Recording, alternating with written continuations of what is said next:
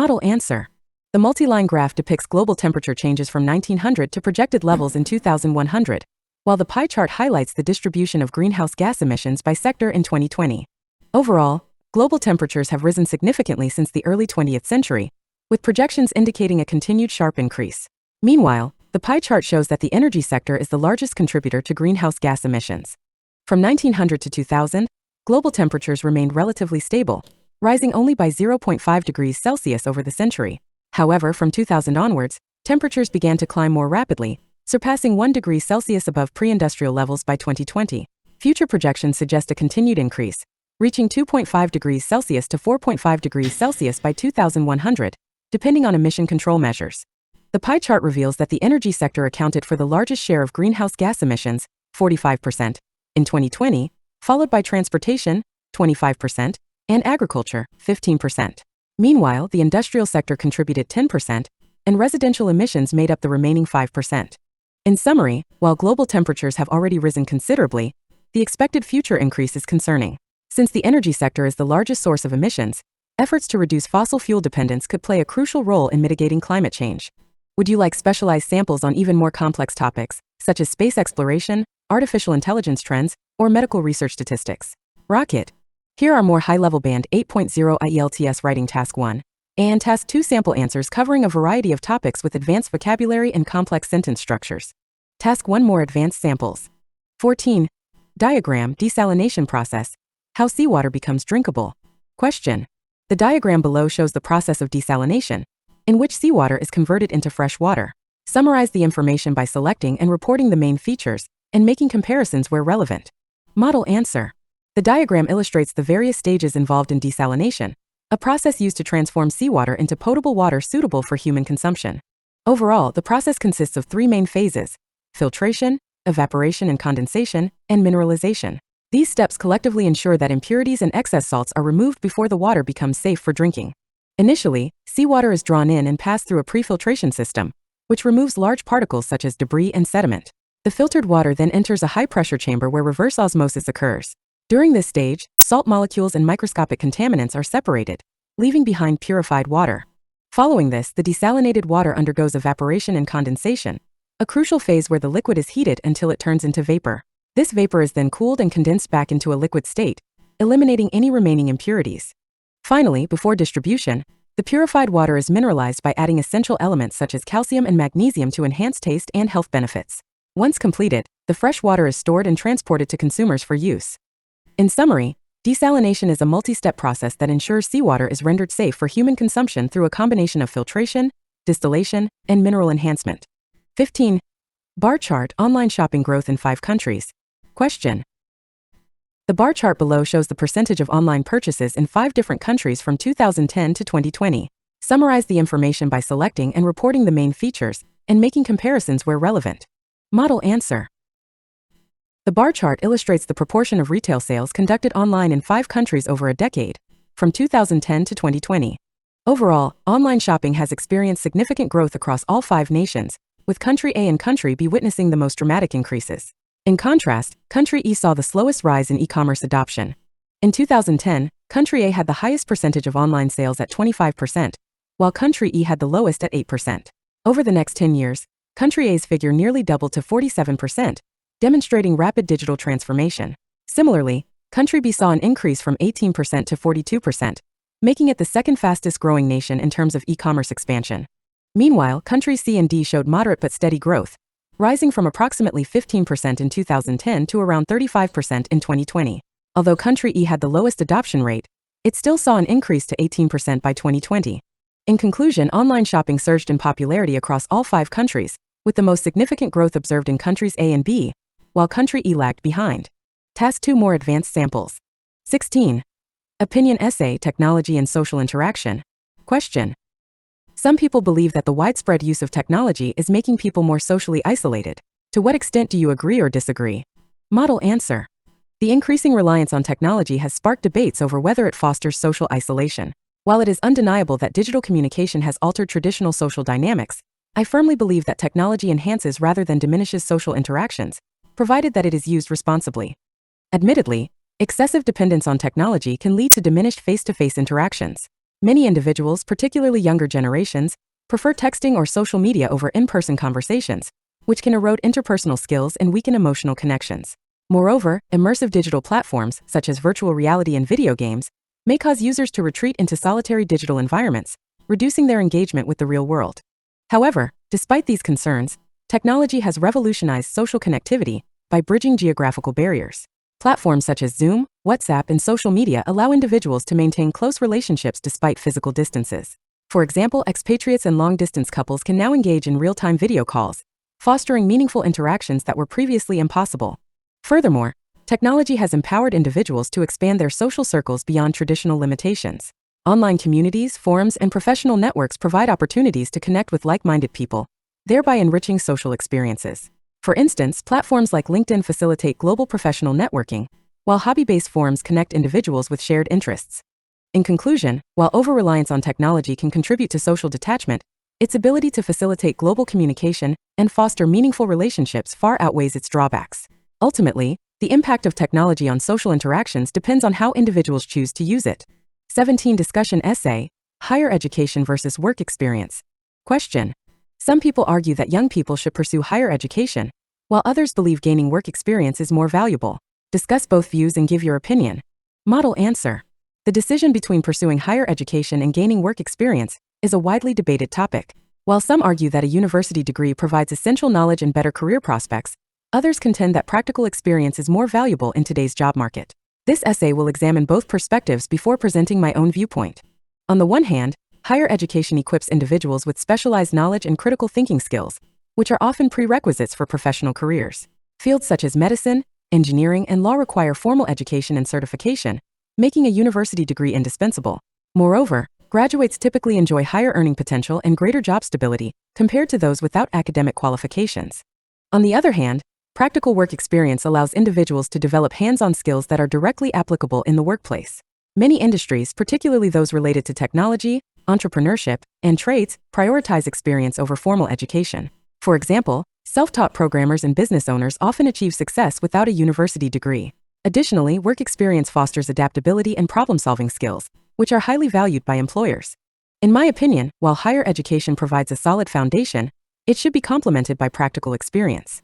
A hybrid approach where students engage in internships or apprenticeships alongside their studies offers the best of both worlds. This ensures that individuals gain both theoretical knowledge and real-world expertise, making them more competitive in the job market.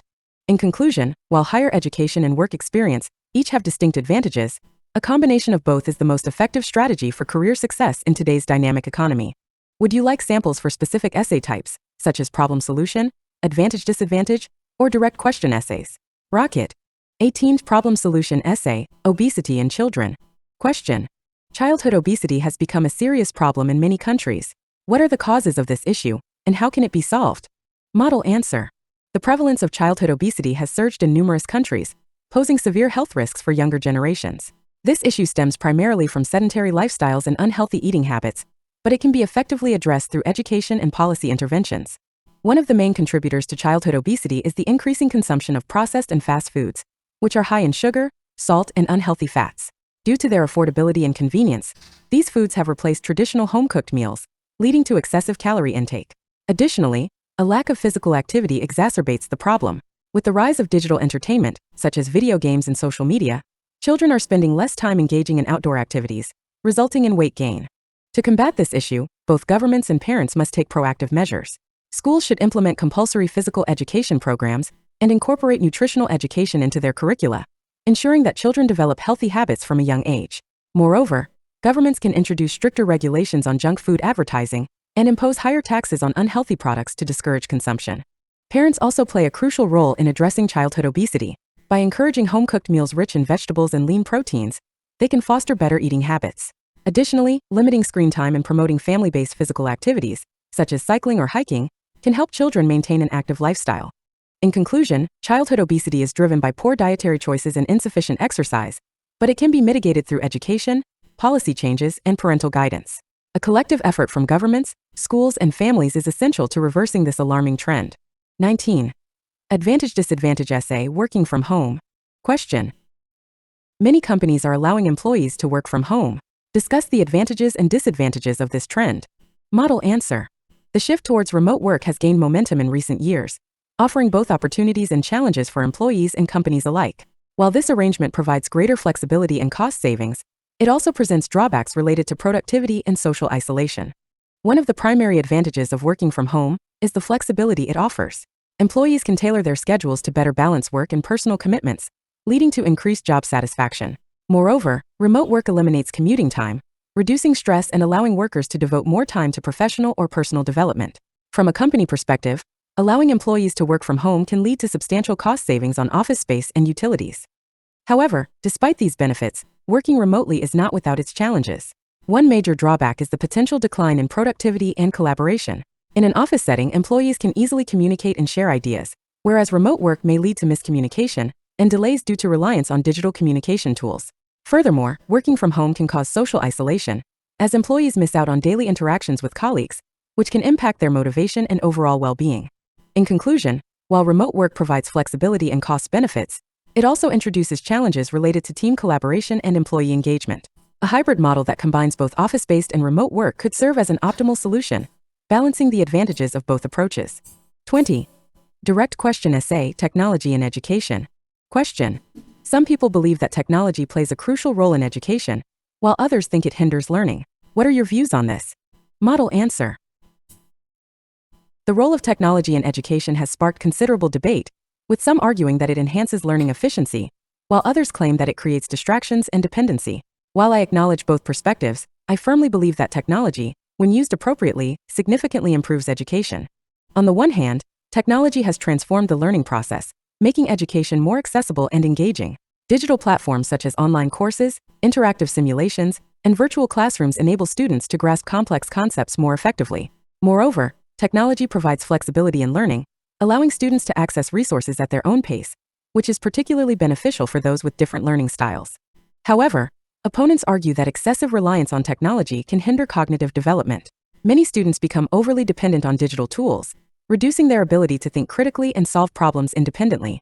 Additionally, the presence of social media and entertainment apps on educational devices can lead to distractions, making it difficult for students to focus on academic tasks. In my view, technology should be integrated into education strategically, ensuring that it complements rather than replaces traditional teaching methods. Schools should implement structured guidelines on technology use, incorporating it in a way that fosters learning without encouraging dependency. In conclusion, while technology has the potential to distract students, its educational benefits far outweigh its drawbacks when used responsibly.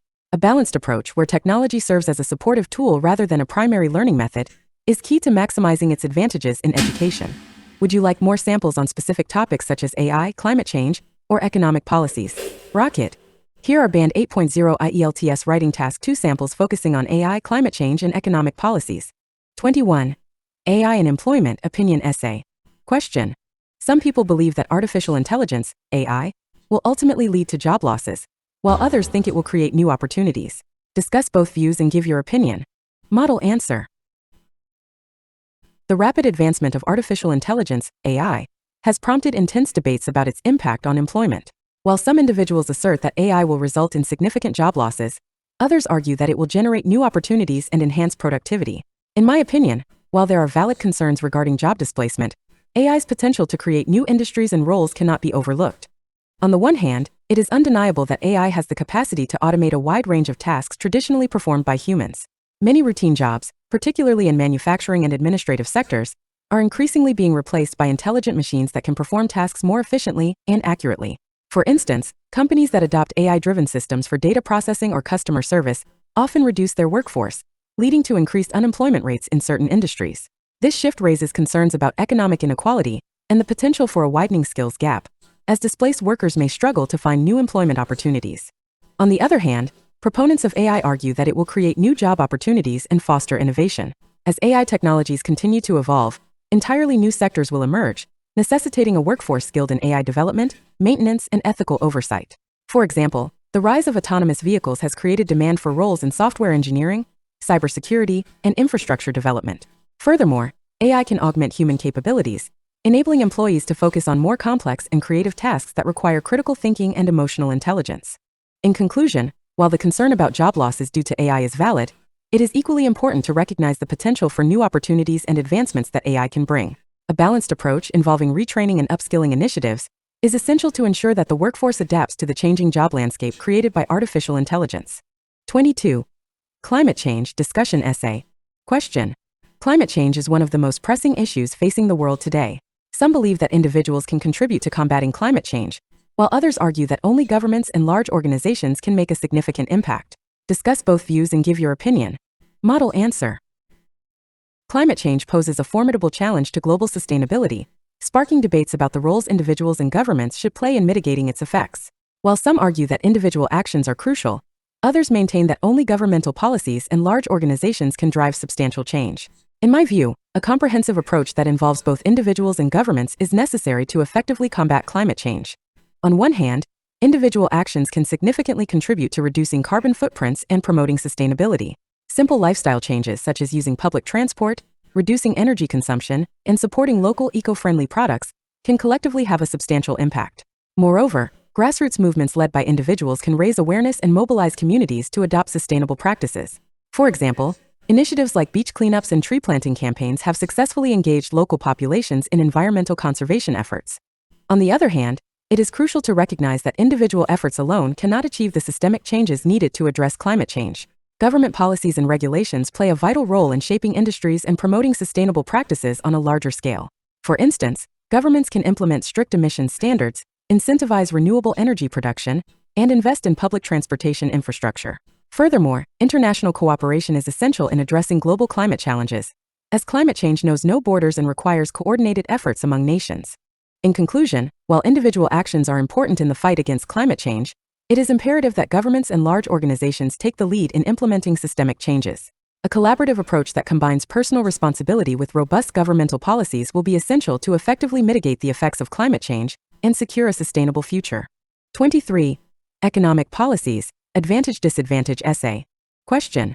Many governments are implementing policies to attract foreign investment. What are the advantages and disadvantages of this trend? Model answer. Governments worldwide increasingly adopt policies aimed at attracting foreign investment, recognizing its potential to stimulate economic growth. While this trend offers several advantages, such as job creation and increased capital inflow, it also presents notable disadvantages, including potential economic dependency and cultural erosion. One of the primary advantages of foreign investment is its capacity to generate employment opportunities.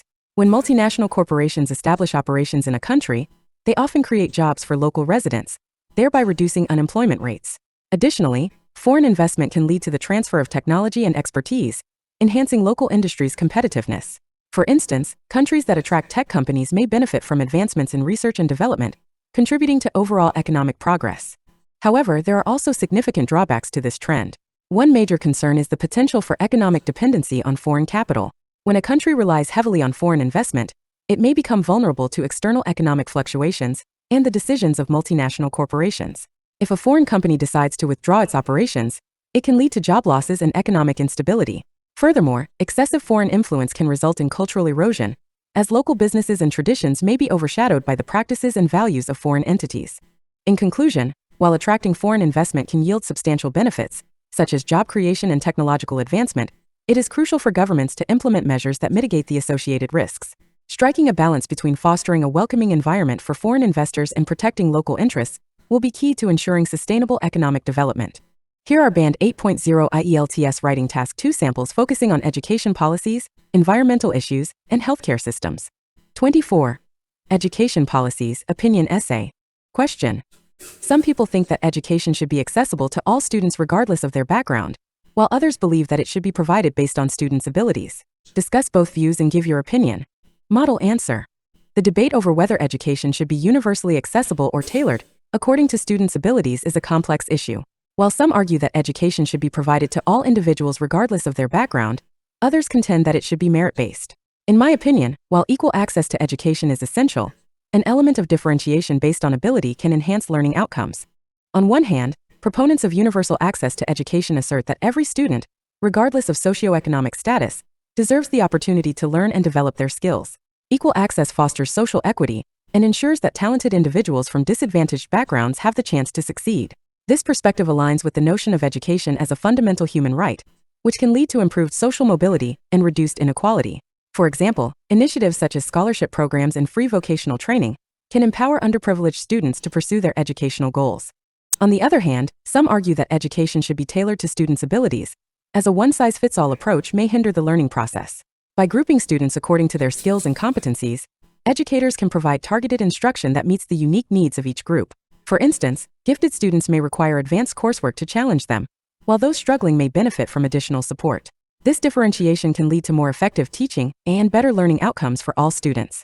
In conclusion, while equal access to education is paramount for fostering a just society, incorporating elements of differentiation based on ability can enhance the educational experience. Striking a balance between these two approaches will ensure that all students have the opportunity to succeed while receiving the tailored support they need. 25. Environmental issues, advantage-disadvantage essay. Question. Many governments are investing in renewable energy sources. What are the advantages and disadvantages of this trend? Model answer. The growing investment in renewable energy sources by governments worldwide is a significant development in the fight against climate change. While this trend offers numerous advantages, such as reducing greenhouse gas emissions and promoting energy independence, it also presents challenges related to initial costs and resource availability. One of the primary advantages of investing in renewable energy is its potential to reduce reliance on fossil fuels. Renewable sources such as solar, wind, and hydroelectric power produce little to no greenhouse gas emissions, thereby mitigating the effects of climate change. Moreover, by harnessing domestic energy sources, countries can achieve greater energy independence and reduce their vulnerability to fluctuating oil prices. For example, nations that invest in wind farms and solar panels can create a more sustainable and resilient energy infrastructure. However, despite these benefits, there are significant disadvantages to consider. One major drawback is the high initial investment required for the development and implementation of renewable energy technologies. The cost of building solar farms, wind turbines, and other infrastructure can be substantial, which may deter governments from prioritizing these projects. Additionally, renewable energy sources can be intermittent, as they depend on weather conditions, leading to potential reliability issues. For instance, solar power generation is less effective on cloudy days, and wind energy is not consistently available. In conclusion, while investing in renewable energy offers substantial environmental and economic benefits, it also poses challenges related to costs and reliability. To maximize the advantages of renewable energy, governments must develop strategies to address these concerns and promote a more sustainable energy future. 26. Healthcare systems, direct question essay. Question. Some people believe that the government should provide free healthcare for everyone, while others think individuals should be responsible for their own healthcare costs. What is your opinion? Model answer. The question of whether healthcare should be provided free of charge by the government or should be the responsibility of individuals is a contentious issue. In my view, while personal accountability in healthcare is important, the government has a fundamental responsibility to ensure that all citizens have access to essential health services. On one hand, proponents of individual responsibility argue that individuals should bear the costs of their healthcare to encourage healthier lifestyles and promote personal accountability. When people are financially invested in their healthcare decisions, they may be more likely to engage in preventive measures and make healthier choices. For example, individuals might prioritize regular exercise and a balanced diet if they are aware that poor health will result in higher medical expenses. On the other hand, advocating for free healthcare as a government responsibility is rooted in the belief that access to medical services is a basic human right. Universal healthcare systems can lead to improved public health outcomes, as they provide preventive care and early treatment, ultimately reducing long-term healthcare costs. For instance, countries with universal healthcare, such as Canada and the UK, often experience lower rates of chronic diseases, as citizens are more likely to seek medical attention without the barrier of high costs. In conclusion, while personal responsibility in healthcare is important, I believe that the government should provide free healthcare to ensure that all citizens have access to essential medical services. A universal healthcare system promotes overall public health and safeguards individuals from the financial burdens of medical expenses. Here are Band 8.0 IELTS Writing Task 2 samples focusing on global trade, migration, and cultural diversity. 27. Global trade, discussion essay. Question. Global trade has become an essential part of the world economy. What are the advantages and disadvantages of international trade? Model answer. The expansion of global trade has significantly shaped economies and societies worldwide, offering various benefits and challenges.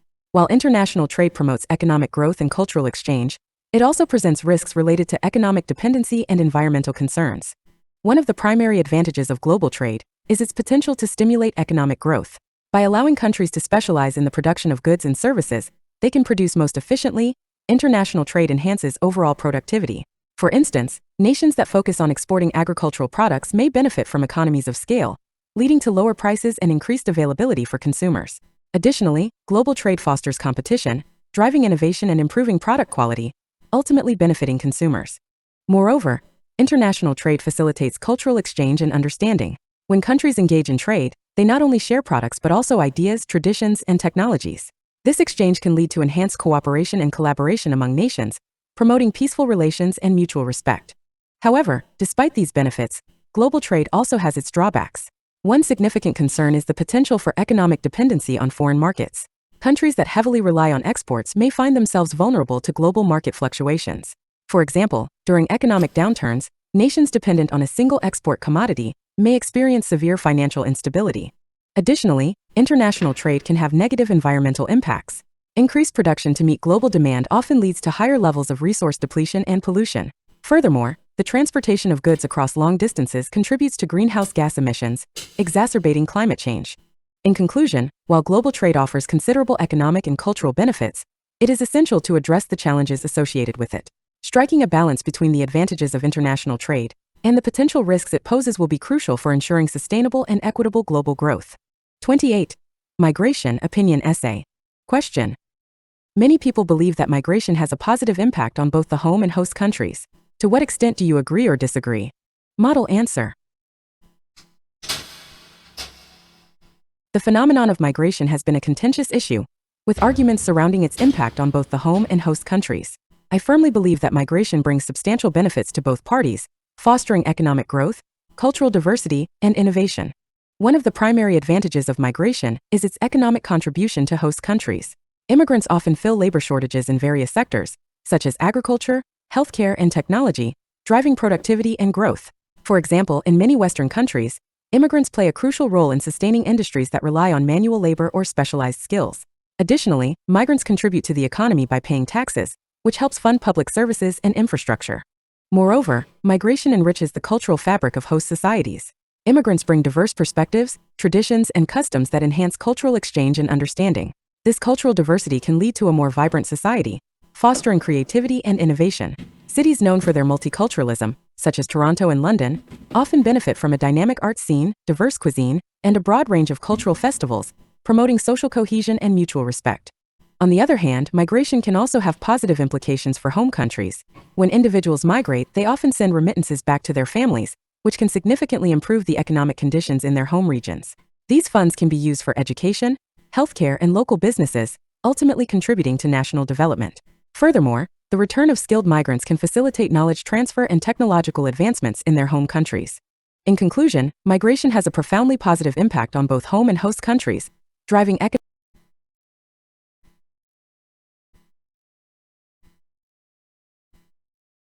29. Cultural diversity, advantage-disadvantage essay.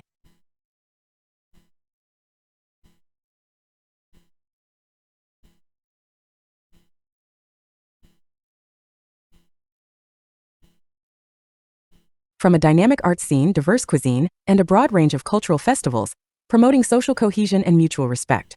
On the other hand, migration can also have positive implications for home countries.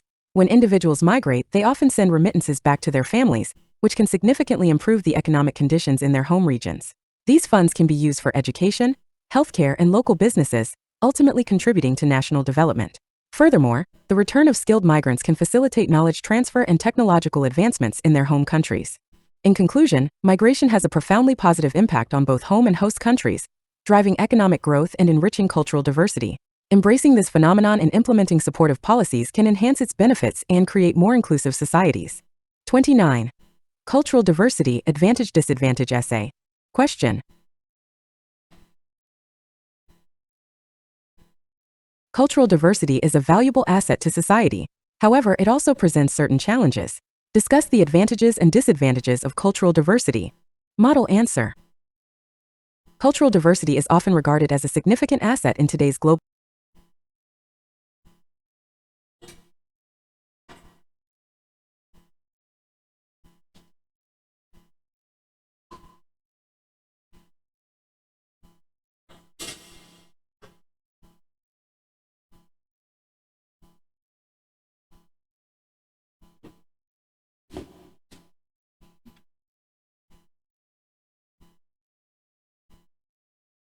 Additionally, cultural diversity promotes social cohesion and understanding.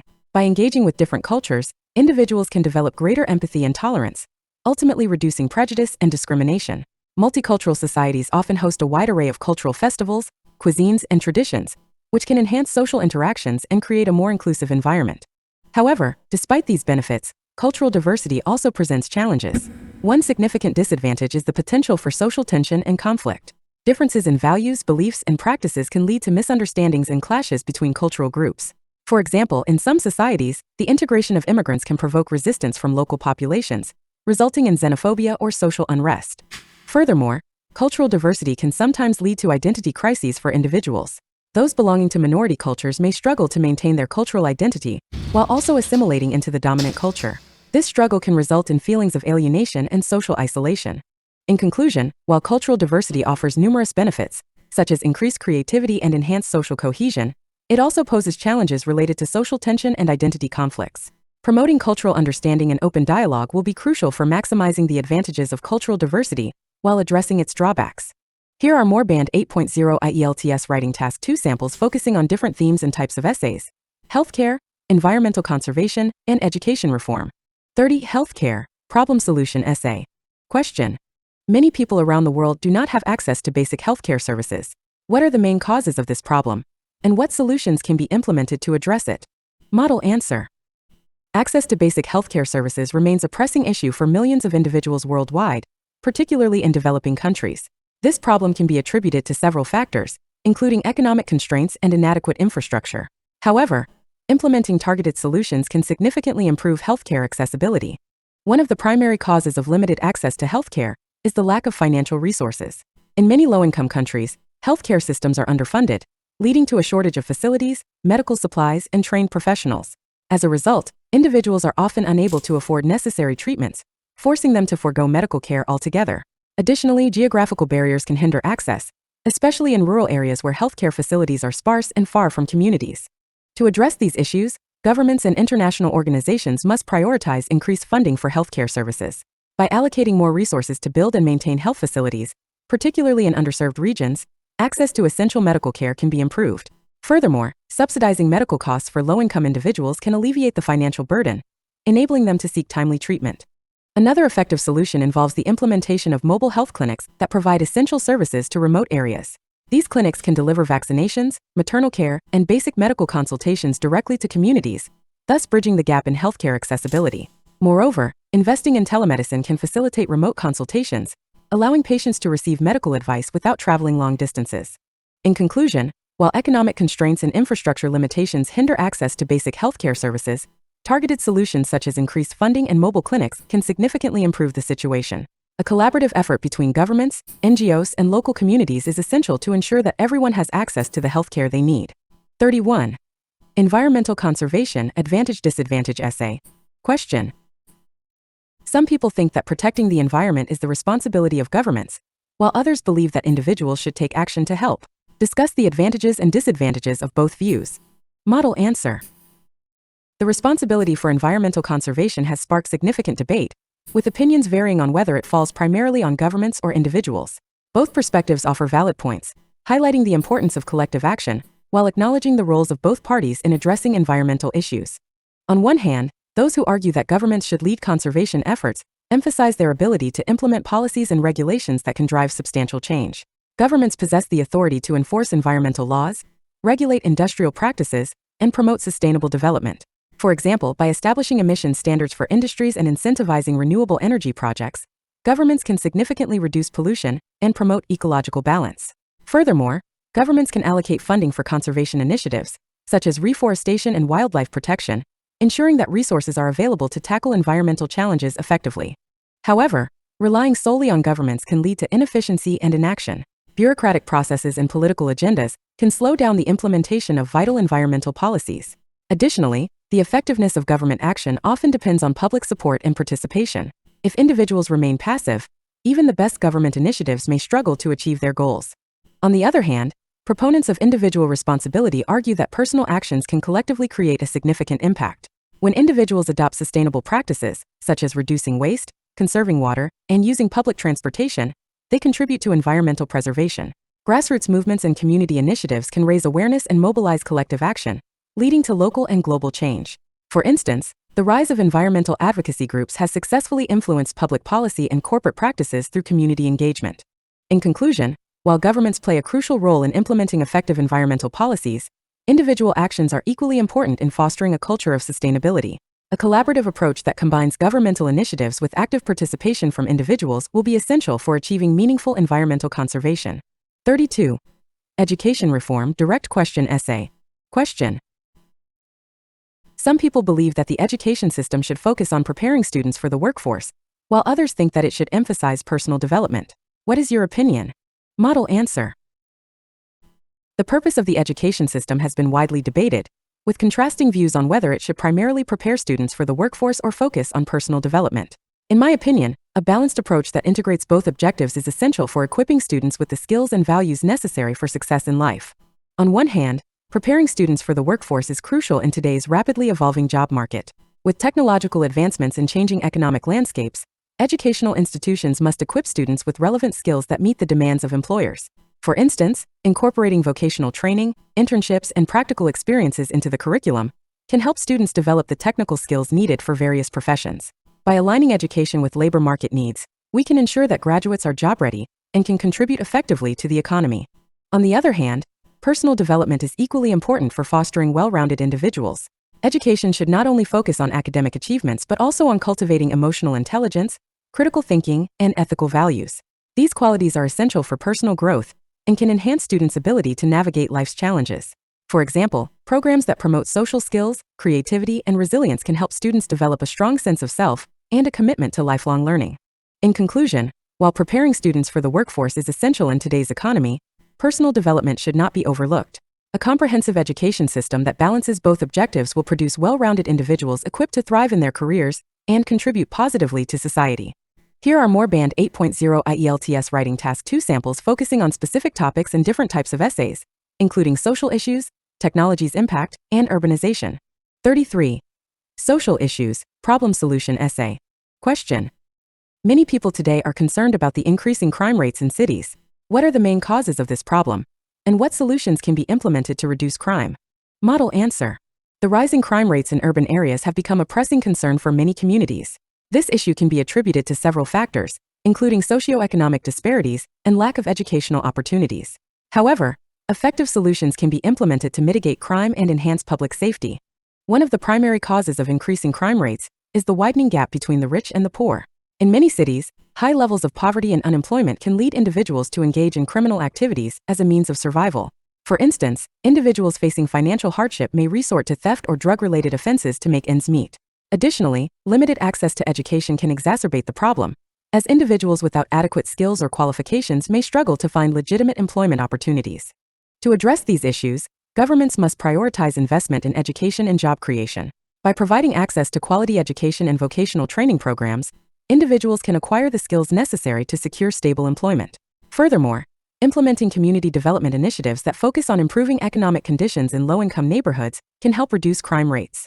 For example, governments can collaborate with local organizations to create job opportunities and provide financial support for small businesses. Another effective solution involves enhancing community policing and neighborhood watch programs. By fostering collaboration between law enforcement and community members, police can build trust and promote proactive crime prevention strategies. Additionally, increasing police presence in high-crime areas can deter criminal activities and create a sense of security among residents. In conclusion, the rising crime rates in cities can be attributed to socioeconomic disparities and lack of educational opportunities. By investing in education and job creation, as well as strengthening community policing efforts, governments can significantly reduce crime and enhance public safety. 34. Technology's impact, advantage-disadvantage essay. Question. The advancement of technology has made communication easier and faster. However, some people argue that it has also led to a decline in face-to-face interactions. Discuss the advantages and disadvantages of this trend. Model answer. The rapid advancement of technology has revolutionized communication, making it more accessible and efficient. However, this trend also raises concerns about the decline in face-to-face interactions. While the advantages of technology in enhancing communication are undeniable, its impact on personal relationships warrants careful consideration. One of the primary advantages of technological advancements in communication is the ease and speed with which people can connect. With the rise of social media, messaging apps, and video conferencing tools, individuals can communicate instantly regardless of geographical barriers. For example, families separated by distance can maintain close relationships through regular video calls, allowing them to share experiences and stay connected. Additionally, technology has facilitated collaboration among colleagues and businesses, enhancing productivity and fostering global partnerships. However, the over-reliance on technology for communication has resulted in a decline in face-to-face interactions, which are crucial for building meaningful relationships. Many individuals, particularly younger generations, prefer texting or online communication over in-person conversations. This shift can lead to weakened interpersonal skills and a lack of emotional connection. Moreover, excessive screen time can contribute to feelings of loneliness and isolation, as individuals may become more comfortable communicating through devices rather than engaging in person. In conclusion, while technology has significantly improved communication by making it faster and more convenient, it has also contributed to a decline in face-to-face interactions. To maintain a healthy balance, individuals should strive to incorporate more in-person communication into their lives, fostering deeper connections while still benefiting from the conveniences of modern technology. 35. Urbanization, direct question essay. Question. Urbanization is a growing trend in many parts of the world. What are the main causes of this phenomenon, and do you think it is a positive or negative development? Model answer. Urbanization, characterized by the increasing migration of people from rural to urban areas, has become a prominent trend in many parts of the world. This phenomenon can be attributed to various factors, including economic opportunities and better living standards. While urbanization presents certain benefits, I believe it also poses significant challenges that must be addressed. One of the main causes of urbanization is the pursuit of economic opportunities. Many individuals move to cities in search of better employment prospects and higher wages. Urban areas often offer diverse job markets and the potential for career advancement, attracting those seeking to improve their quality of life. For instance, people from rural areas may migrate to cities to work in industries such as technology, finance, or manufacturing, which are typically more abundant in urban settings. Additionally, urbanization is driven by the promise of better living standards. Cities often provide access to improved infrastructure, healthcare, education, and social services, which can enhance residents' overall well-being. Furthermore, urban centers are frequently hubs of cultural and recreational activities, offering a vibrant lifestyle that appeals to many individuals. However, despite these advantages, urbanization presents challenges, particularly regarding overpopulation and environmental degradation. Rapid migration to cities can strain infrastructure and public services, leading to issues such as traffic congestion, inadequate housing, and increased pollution. Moreover, urban areas often struggle to cope with waste management and resource allocation, resulting in negative impacts on residents' health and quality of life. In conclusion, urbanization is driven by economic opportunities and improved living standards, but it also presents significant challenges related to overpopulation and environmental concerns. While urbanization can lead to growth and development, it is essential for governments to implement sustainable policies that address these issues and ensure that urban environments remain livable and equitable for all residents. Here are more Band 8.0 IELTS Writing Task 2 samples focusing on specific topics and different types of essays, including globalization, education quality, and environmental protection. 36. Globalization discussion essay. Question. Globalization is often viewed as a positive force for the world economy. However, some argue that it has negative effects on local cultures and economies. Discuss both views and give your opinion. Model answer.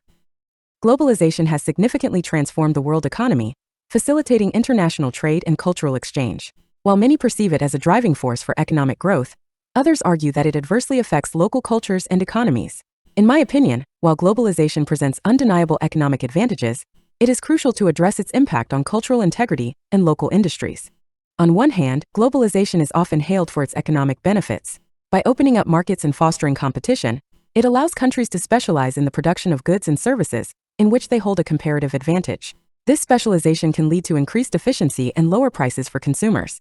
For example, countries that focus on exporting agricultural products can benefit from economies of scale, ultimately contributing to global food security. Additionally, globalization encourages investment and innovation, as companies seek to expand their reach into new markets, thereby creating jobs and stimulating economic growth. On the other hand, globalization can threaten local cultures and economies. The influx of foreign goods and services often leads to the overshadowing of local businesses, which may struggle to compete with multinational corporations. This can result in job losses and economic decline in traditional industries. Moreover, the dominance of global brands can lead to cultural homogenization, where local customs and traditions are eroded in favor of a more uniform global culture. For instance, the widespread popularity of fast food chains can undermine local culinary traditions, diminishing the cultural diversity that enriches societies. In conclusion, while globalization presents substantial economic opportunities, It also poses risks to local cultures and economies. To harness the benefits of globalization while preserving cultural integrity, it is essential for governments to implement policies that support local industries and promote cultural heritage. 37. Education quality, advantage disadvantage essay. Question. Some people think that the quality of education is declining in many countries. What are the advantages and disadvantages of this trend? Model answer. Concerns regarding the declining quality of education have been raised in many countries, sparking debate about its implications. While this trend presents certain challenges, such as diminished learning outcomes and reduced employability, it also offers opportunities for reform and innovation in education systems. One of the primary disadvantages of declining education quality is the negative impact on learning outcomes.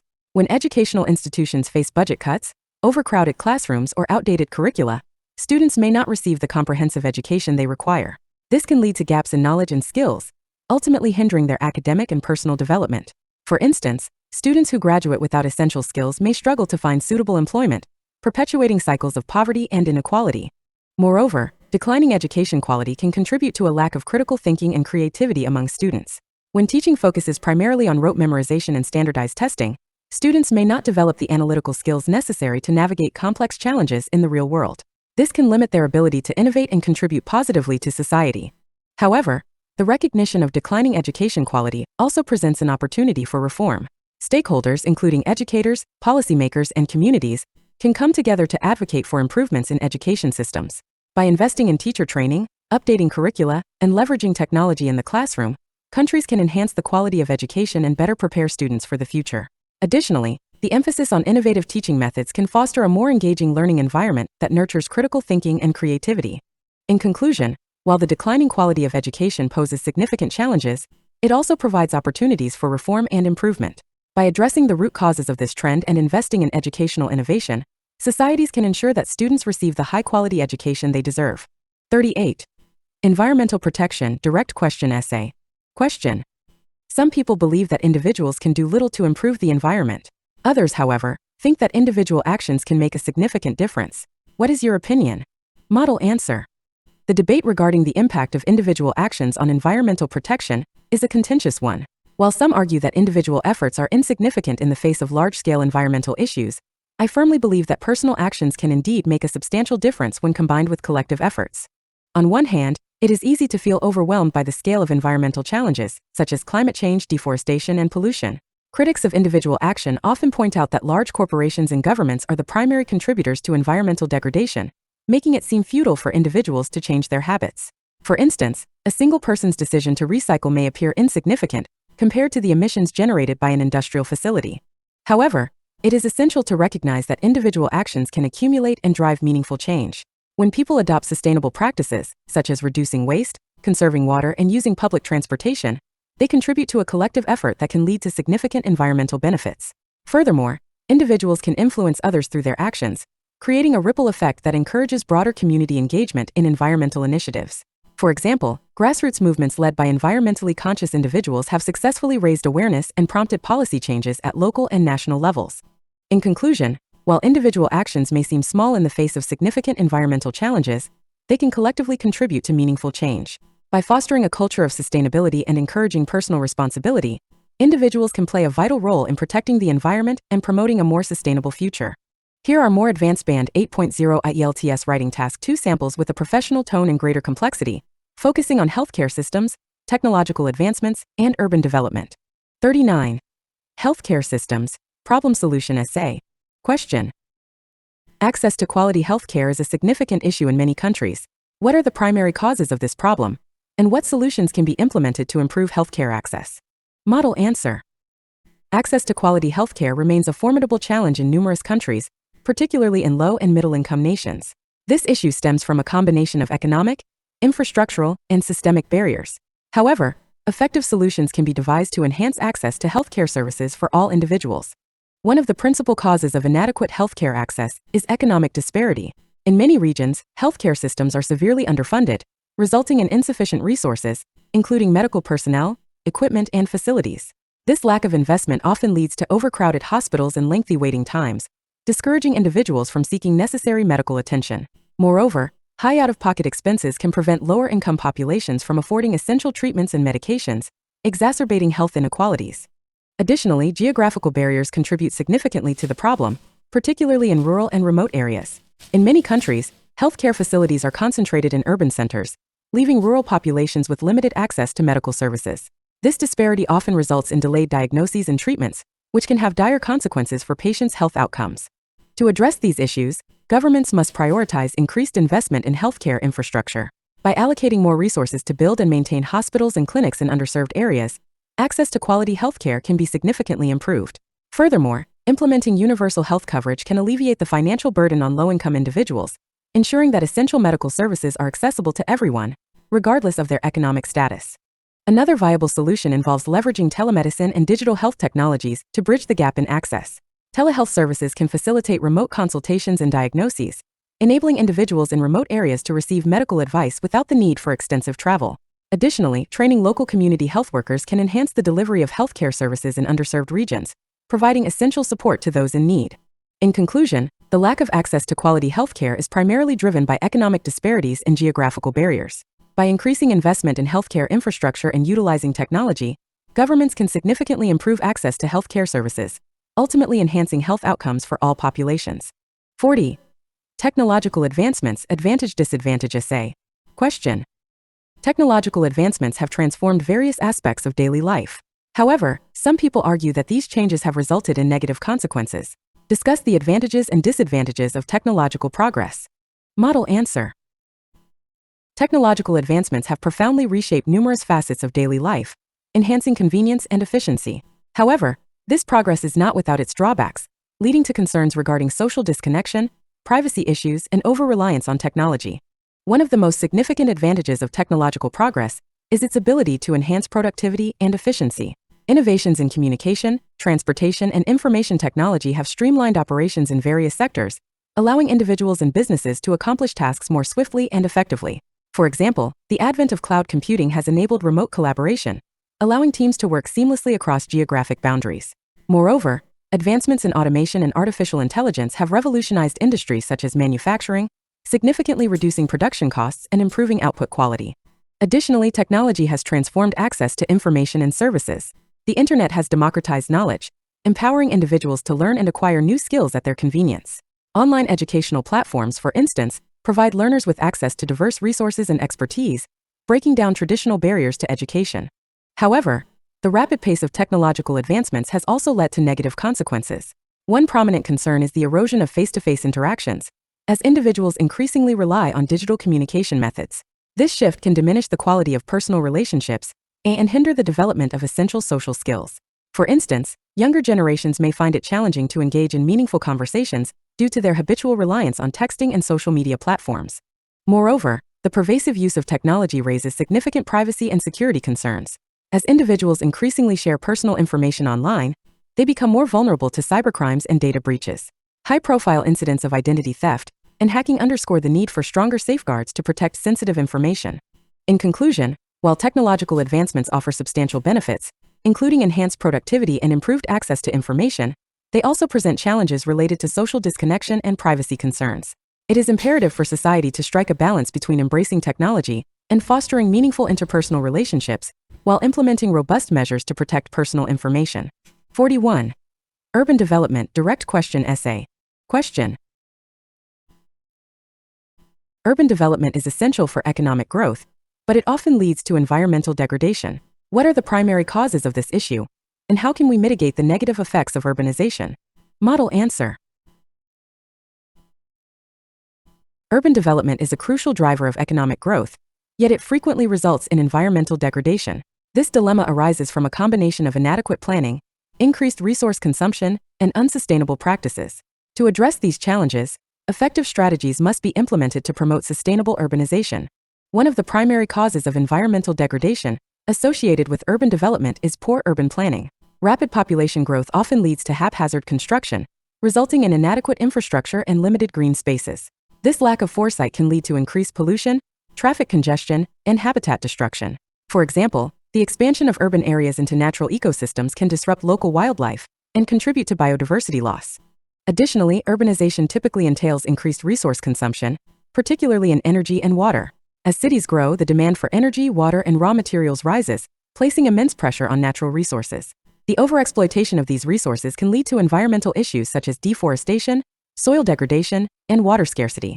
Furthermore, urban areas are often significant contributors to greenhouse gas emissions, exacerbating climate change and its associated impacts. To mitigate the negative effects of urbanization, governments and urban planners must prioritize sustainable development practices. Implementing strict zoning regulations and promoting mixed-use developments can encourage the integration of green spaces within urban environments. Moreover, investing in public transportation systems can reduce reliance on private vehicles, thereby decreasing traffic congestion and emissions. Another vital strategy involves promoting energy efficiency and renewable energy sources in urban infrastructure. By adopting green building standards and encouraging the use of solar panels and other renewable technologies, cities can significantly reduce their environmental footprint. Additionally, raising public awareness about sustainability and encouraging community participation in environmental initiatives can foster a culture of responsible consumption and conservation. In conclusion, while urban development is essential for economic growth, it often leads to environmental degradation due to poor planning and resource overconsumption. By implementing sustainable practices and promoting public awareness, we can mitigate the adverse effects of urbanization and create healthier, more resilient urban environments. Here are more advanced and academic Band 8.0 IELTS Writing Task 2 samples that delve into topics such as climate change, education reform, and the role of technology in society. 42. Climate Change Problem Solution Essay. Question. Climate change is a pressing issue that requires immediate action. What are the primary causes of climate change, and what measures can be taken to combat it? Model answer. Climate change has emerged as one of the most significant challenges facing humanity, necessitating urgent and concerted action. The primary causes of climate change include greenhouse gas emissions, deforestation, and industrial activities. To effectively combat this global crisis, it is imperative to implement robust strategies that address these root causes. One of the principal contributors to climate change is the emission of greenhouse gases, primarily carbon dioxide and methane, resulting from the burning of fossil fuels for energy, transportation, and industrial processes. This increase in atmospheric concentrations of greenhouse gases traps heat, leading to global warming. Furthermore, deforestation, driven by agricultural expansion and urbanization, exacerbates the situation by reducing the Earth's capacity to absorb carbon dioxide. The loss of forests not only contributes to increased carbon levels, but also disrupts local ecosystems and biodiversity. To mitigate the impacts of climate change, governments must prioritize the transition to renewable energy sources. By investing in solar, wind, and hydroelectric power, countries can significantly reduce their reliance on fossil fuels and decrease greenhouse gas emissions. For instance, countries such as Denmark have successfully transitioned to wind energy, demonstrating that large-scale adoption of renewables is feasible and effective. Additionally, implementing afforestation and reforestation programs can play a crucial role in combating climate change. By restoring degraded forests and expanding green spaces, countries can enhance their carbon sequestration capacity. Moreover, promoting sustainable agricultural practices, such as agroforestry and organic farming, can reduce the carbon footprint of food production while preserving ecosystems. In conclusion, climate change is primarily driven by greenhouse gas emissions, deforestation, and industrial activities. By transitioning to renewable energy sources and implementing effective reforestation programs, we can significantly mitigate the adverse effects of climate change and work towards a more sustainable future for the planet. 43. Education Reform Advantage-Disadvantage Essay. Question. The education system in many countries is undergoing significant reforms. What are the advantages and disadvantages of these reforms? Model answer. The ongoing reforms in the education systems of various countries aim to address contemporary challenges and improve educational outcomes. While these reforms offer numerous advantages, such as increased accessibility and enhanced curriculum relevance, they also present challenges, including potential disparities in implementation and resistance to change. One of the primary advantages of education reform is the increased accessibility to quality education. Many countries are implementing policies that aim to reduce barriers for underprivileged populations, ensuring that all students have the opportunity to succeed. For example, initiatives such as scholarship programs and funding for disadvantaged schools can help bridge the educational gap and promote social equity. Additionally, reforms often emphasize inclusive education, which accommodates students with diverse needs and learning styles, fostering an environment where every individual can thrive. Moreover, education reforms often focus on enhancing the relevance of curricula to better prepare students for the complexities of the modern workforce. By integrating critical thinking, problem-solving, and technological skills into the curriculum, educators can equip students with the tools necessary to navigate an ever-changing job market. For instance, the introduction of STEM science, technology, engineering, and mathematics programs in schools has been shown to foster innovation and interest in fields crucial for economic growth. However, despite these benefits, education reforms can also present significant challenges. One notable disadvantage is the potential for disparities in implementation across different regions.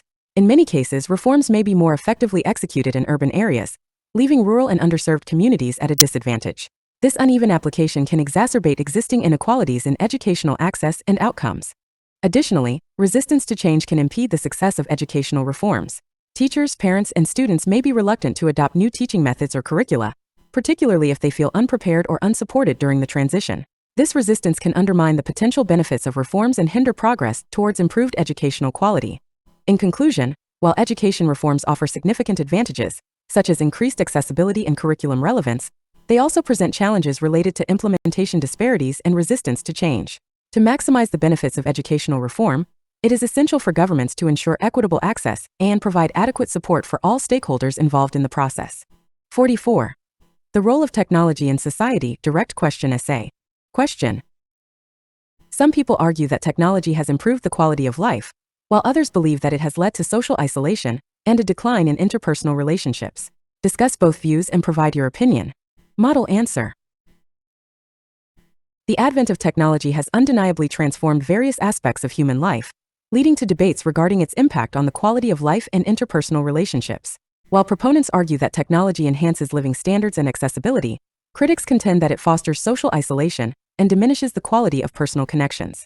In my view, while technology offers significant benefits, it is essential to strike a balance to mitigate its negative effects on social interactions. On one hand, advocates of technology highlight its ability to improve the quality of life through enhanced convenience, access to information, and connectivity. Innovations such as telemedicine, online education, and e-commerce have made essential services more accessible, particularly for individuals in remote areas or with limited mobility. For instance, telehealth services allow patients to consult with healthcare providers without the need for travel, significantly improving health outcomes for those with chronic conditions. Moreover, the internet has democratized access to information, enabling individuals to learn and acquire new skills at their own pace, thus enhancing personal and professional development. Furthermore, technology facilitates global connectivity, allowing individuals to maintain relationships regardless of geographical barriers. Social media platforms, messaging apps, and video conferencing tools enable friends and family to stay in touch, share experiences, and engage in meaningful conversations, thereby fostering a sense of belonging and community. On the other hand, critics argue that technology can lead to social isolation and a decline in interpersonal relationships. The pervasive use of smartphones and social media can result in individuals prioritizing online interactions over face-to-face communication. This trend may hinder the development of essential social skills and emotional intelligence, leading to superficial relationships that lack depth and authenticity. Research has indicated that excessive screen time is associated with increased feelings of loneliness and anxiety, particularly among younger generations who are more susceptible to the negative impacts of digital communication. In conclusion, while technology undoubtedly improves the quality of life by enhancing access to services and facilitating connectivity, it also presents challenges related to social isolation and diminished interpersonal relationships. To harness the benefits of technology while preserving meaningful connections, individuals must consciously engage in face-to-face interactions and establish boundaries around technology use. By doing so, we can ensure that technology serves as a tool for enrichment rather than a barrier to authentic human connection. Here are more advanced Band 8.0 IELTS Writing Task 1 and Task 2 samples focusing on specific themes. Each task includes complex vocabulary and structures. Task 1, Line Graph plus Task 2, Discussion Essay on Education. Task 1, Line Graph Example. Question. The line graph below shows the enrollment of international students in universities in 3 different countries from 2010 to 2020. Summarize the information by selecting and reporting the main features and making comparisons where relevant. Model answer. The line graph illustrates the number of international students enrolled in universities in countries A, B, and C from 2010 to 2020. Overall, there was a marked increase in the number of international students across all 3 countries during the decade, with country A experiencing the most significant growth. In 2010, country A had approximately 200,000 international students, which steadily rose to 500,000 by 2020, indicating a remarkable increase of 150%. In contrast, country B began with 150,000 international students in 2010, showing a gradual rise to around 300,000 in 2020. This growth, while substantial, was significantly lower than that of country A, reflecting an increase of just 100%. Country C exhibited a slower growth trajectory, starting at 100,000 international students in 2010 and reaching 200,000 by 2020. This indicates a modest increase of 100%, similar to that of country B, but at a much lower base. In conclusion, while all 3 countries saw an increase in international student enrollment, Country A led the way, demonstrating a strong appeal for international students compared to countries B and C. Task 2. Discussion essay on education. Question. Education systems worldwide are undergoing significant changes to meet the needs of modern society. Some people believe that education should focus on academic knowledge, while others argue that it should emphasize practical skills. Discuss both views and give your opinion. Model answer. The evolution of education systems across the globe has sparked debate regarding the focus of academic curricula. While some advocate for an emphasis on academic knowledge, others argue that practical skills should take precedence. In my opinion, an effective education system must strike a balance between both academic and practical learning to adequately prepare students for the complexities of modern society. Proponents of prioritizing academic knowledge assert that a strong foundation in theoretical concepts is essential for developing critical thinking and analytical skills. Subjects such as mathematics, science, and literature cultivate intellectual rigor and provide students with the cognitive tools necessary to navigate complex problems. For example, a solid understanding of scientific principles enables individuals to make informed decisions about health and technology, which are increasingly relevant in today's society. Moreover, academic knowledge is often a prerequisite for higher education and specialized careers, underscoring its importance in shaping future professionals. Conversely, those advocating for a focus on practical skills argue that the modern job market demands competencies that go beyond traditional academic knowledge. Skills such as communication, teamwork, and problem-solving are increasingly valued by employers. By incorporating vocational training, internships, and experiential learning into the curriculum, education systems can better prepare students for the realities of the workforce. For instance, programs that emphasize hands-on experiences, such as apprenticeships in trades or cooperative education in business, enable students to acquire relevant skills while fostering a sense of professionalism and accountability. In conclusion, while academic knowledge is crucial for intellectual development and career progression, it should not overshadow the importance of practical skills. A comprehensive education system that integrates both elements will equip students with the tools necessary to thrive in a rapidly changing world, ensuring that they are well prepared for both academic pursuits and professional endeavors. Task 1. Pie chart plus Task 2. Advantage-disadvantage essay on globalization. Task 1. Pie chart example. The pie charts below show the sources of energy consumption in a country in 2000 and 2020. Summarize the information by selecting and reporting the main features and making comparisons where relevant.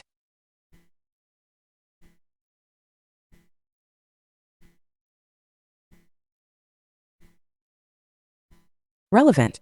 Model answer. The pie charts illustrate the distribution of energy consumption from various sources in a particular country for the years 2000 and 2020. Overall, there has been a significant shift in energy consumption patterns over the 2 decades, with a noticeable increase in the use of renewable energy sources and a decline in the reliance on fossil fuels. In 2000, fossil fuels, including coal, oil, and natural gas, dominated the energy landscape, accounting for a combined total of 80% of consumption. Coal made up 30%, oil 30%, and natural gas 20%.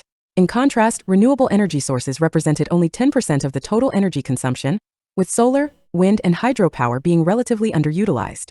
By 2020, the energy landscape had transformed markedly. Fossil fuels now comprise 60% of the energy mix, with coal consumption dropping to 15%, oil to 25%, and natural gas remaining stable at 20%.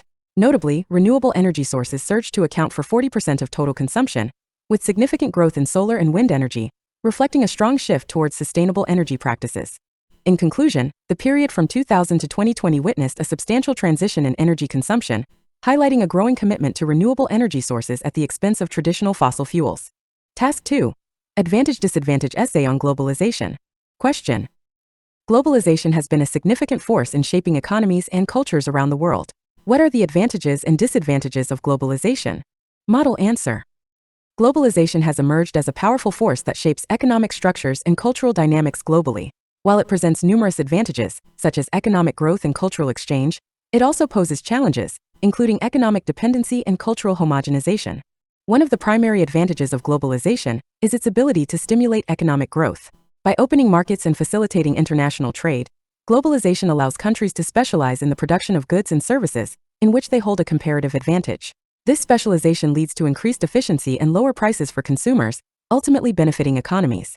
For example, countries that specialize in agricultural exports can leverage their resources effectively, resulting in enhanced food security on a global scale. Moreover, globalization fosters cultural exchange and promotes diversity.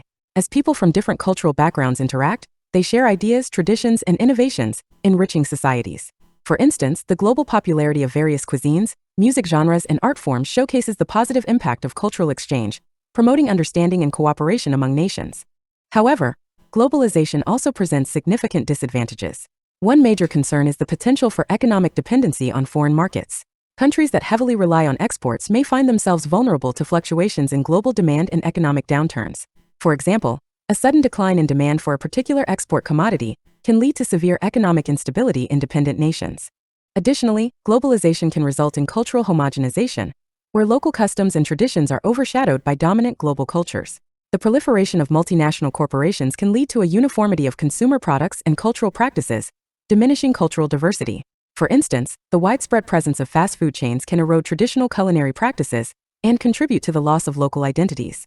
In conclusion, while globalization offers substantial benefits, such as economic growth and cultural exchange, it also presents challenges related to economic dependency and cultural homogenization. To maximize the advantages of globalization while mitigating its drawbacks, it is essential for governments to implement policies that support local industries and promote cultural preservation. Here are more advanced Band 8 Plus IELTS Writing Task 1 and Task 2 samples, with a focus on complexity, depth, and a professional tone, covering topics such as sustainable development, digital technology and education, and the impact of tourism. Task 1, Bar Chart plus Task 2, Problem Solution Essay on Sustainable Development. Task 1 Bar Chart Example. Question. The bar chart below shows the percentage of renewable energy consumption in 4 different countries in 2015. Summarize the information by selecting and reporting the main features, and making comparisons where relevant. Model answer. The bar chart illustrates the proportion of renewable energy consumption in 4 countries, Country A, Country B, Country C, and Country D, in 2015. Overall, there are notable differences in the adoption of renewable energy across these nations, with Country A demonstrating the highest percentage of renewable energy consumption, while Country D shows the least. In 2015, Country A led the chart, with approximately 45% of its energy derived from renewable sources. This figure underscores the country's commitment to sustainable energy practices and the development of infrastructure to support renewables such as wind and solar power. Country B followed with a renewable energy consumption rate of 30%, indicating a substantial reliance on cleaner energy, albeit lower than that of Country A. In contrast, Country C showed a moderate consumption level of 25%, suggesting a more balanced energy portfolio that includes both fossil fuels and renewables. Lastly, Country D had the lowest percentage of renewable energy consumption, at 15%, reflecting a continued reliance on conventional energy sources, which may pose challenges to its environmental sustainability goals. In conclusion, the bar chart highlights significant disparities in renewable energy consumption among the 4 countries, with Country A at the forefront of adopting sustainable energy practices, while Country D lags considerably behind. Task 2. Problem Solution Essay on Sustainable Development. Question. Sustainable development is a crucial issue in today's world. What are the main challenges to achieving sustainable development, and what measures can be taken to address these challenges? Model answer. Sustainable development has become a pivotal concern in the face of escalating environmental challenges and social inequalities. The primary obstacles to achieving sustainable development include resource depletion, climate change, and socioeconomic disparities. However, effective strategies can be implemented to overcome these challenges and promote a sustainable future. One of the foremost challenges is resource depletion, driven by unsustainable consumption patterns. As populations grow and demand for resources increases, the strain on natural ecosystems intensifies. This overconsumption leads to the depletion of essential resources such as water, fossil fuels, and arable land, jeopardizing future generations' ability to meet their needs. To combat this issue, it is imperative to promote sustainable consumption practices. Governments can implement policies that encourage resource efficiency and waste reduction, such as incentivizing businesses to adopt circular economy principles. Additionally, public awareness campaigns can educate individuals about the importance of reducing their ecological footprint, fostering a culture of sustainability. Another significant challenge is climate change, which poses a threat to global ecosystems and human livelihoods. The increase in greenhouse gas emissions, primarily from industrial activities and transportation, contributes to rising global temperatures and extreme weather events. To mitigate climate change, it is essential to transition to renewable energy sources and implement comprehensive policies aimed at reducing emissions. Governments should invest in clean energy technologies, such as solar and wind power, and enforce stricter regulations on industrial emissions. Furthermore, international cooperation is crucial to addressing this global challenge, as climate change knows no borders and requires collective action. Lastly, socioeconomic disparities can hinder sustainable development efforts, as marginalized communities often lack access to essential services, education, and economic opportunities. To address these inequalities, Governments must prioritize inclusive development policies that ensure equitable access to resources and opportunities for all individuals. For example, investing in education and vocational training can empower disadvantaged populations and enable them to contribute to sustainable development initiatives. In conclusion, while challenges such as resource depletion, climate change, and socioeconomic disparities impede sustainable development, targeted solutions can pave the way for a more sustainable future. By promoting sustainable consumption, investing in renewable energy, and ensuring inclusive development, societies can work towards achieving the goals of sustainable development for generations to come. Task 1. Table plus Task 2. Advantage-disadvantage essay on digital technology in education. Task 1 Table example. Question. The table below shows the average scores of students from 3 different schools in various subjects in 2020. Summarize the information by selecting and reporting the main features and making comparisons where relevant. Model answer.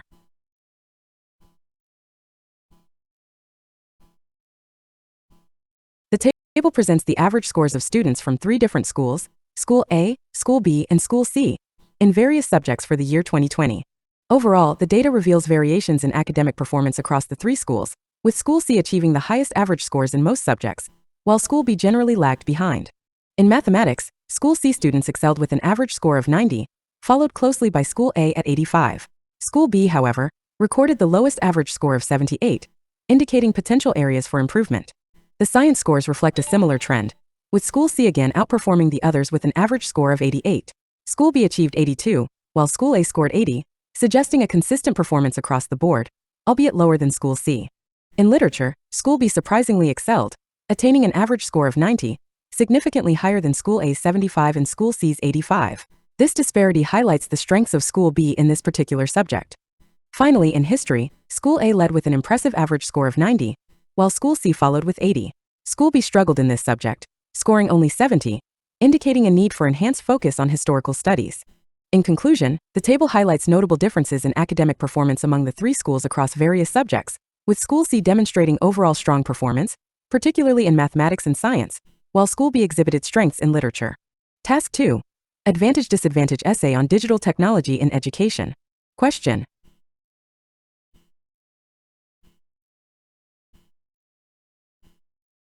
Digital technology has transformed education in recent years.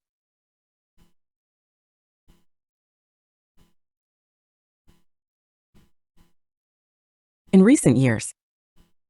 What are the advantages and disadvantages of using technology in the classroom? Model answer.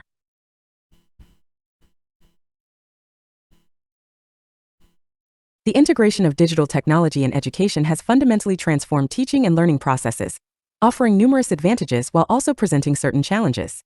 While the benefits of enhanced engagement and access to resources are significant, concerns regarding distraction and reduced interpersonal skills must be addressed. One of the primary advantages of utilizing digital technology in the classroom is the enhanced engagement and interactivity it provides. Interactive tools such as smartboards, educational apps, and online simulations create dynamic learning environments that can captivate students' attention and promote active participation. For instance, the use of gamification in education can foster motivation and improve retention rates, as students become more invested in their learning experiences. Moreover, technology facilitates access to a wealth of resources and information. With the internet at their fingertips, students can explore diverse perspectives and conduct research more efficiently than ever before. This access empowers learners to engage in self-directed study and develop critical thinking skills as they evaluate information from various sources.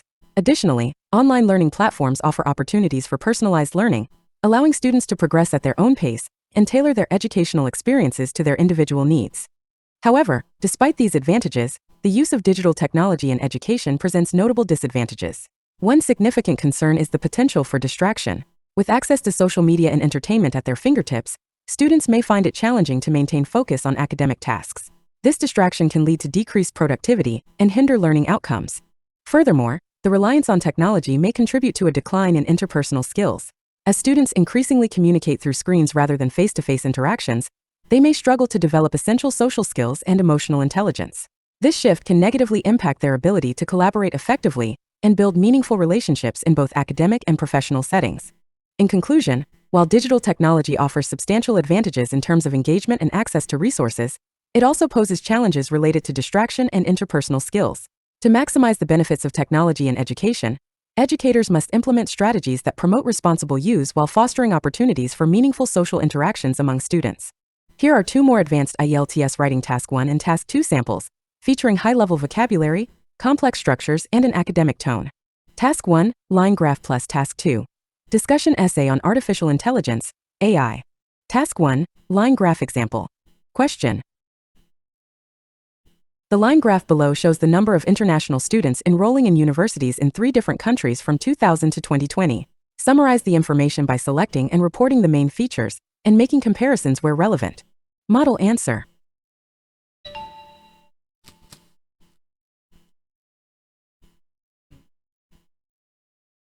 The line graph illustrates the number of international students enrolling in universities in Country A, Country B, and Country C between 2000 and 2020. Overall, the data reveal a significant upward trend in the enrollment.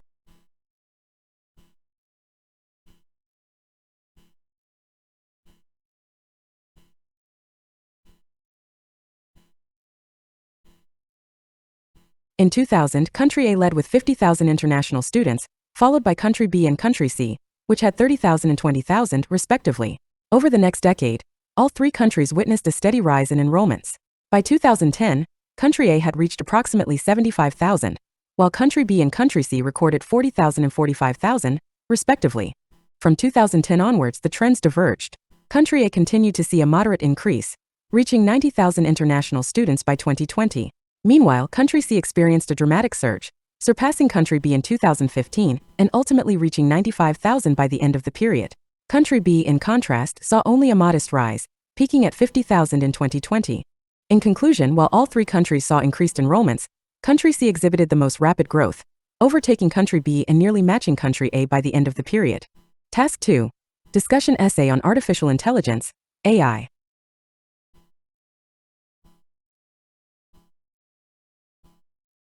Some people believe that artificial intelligence, AI, will completely transform human society, while others argue that its risks outweigh its benefits. Discuss both views and give your opinion.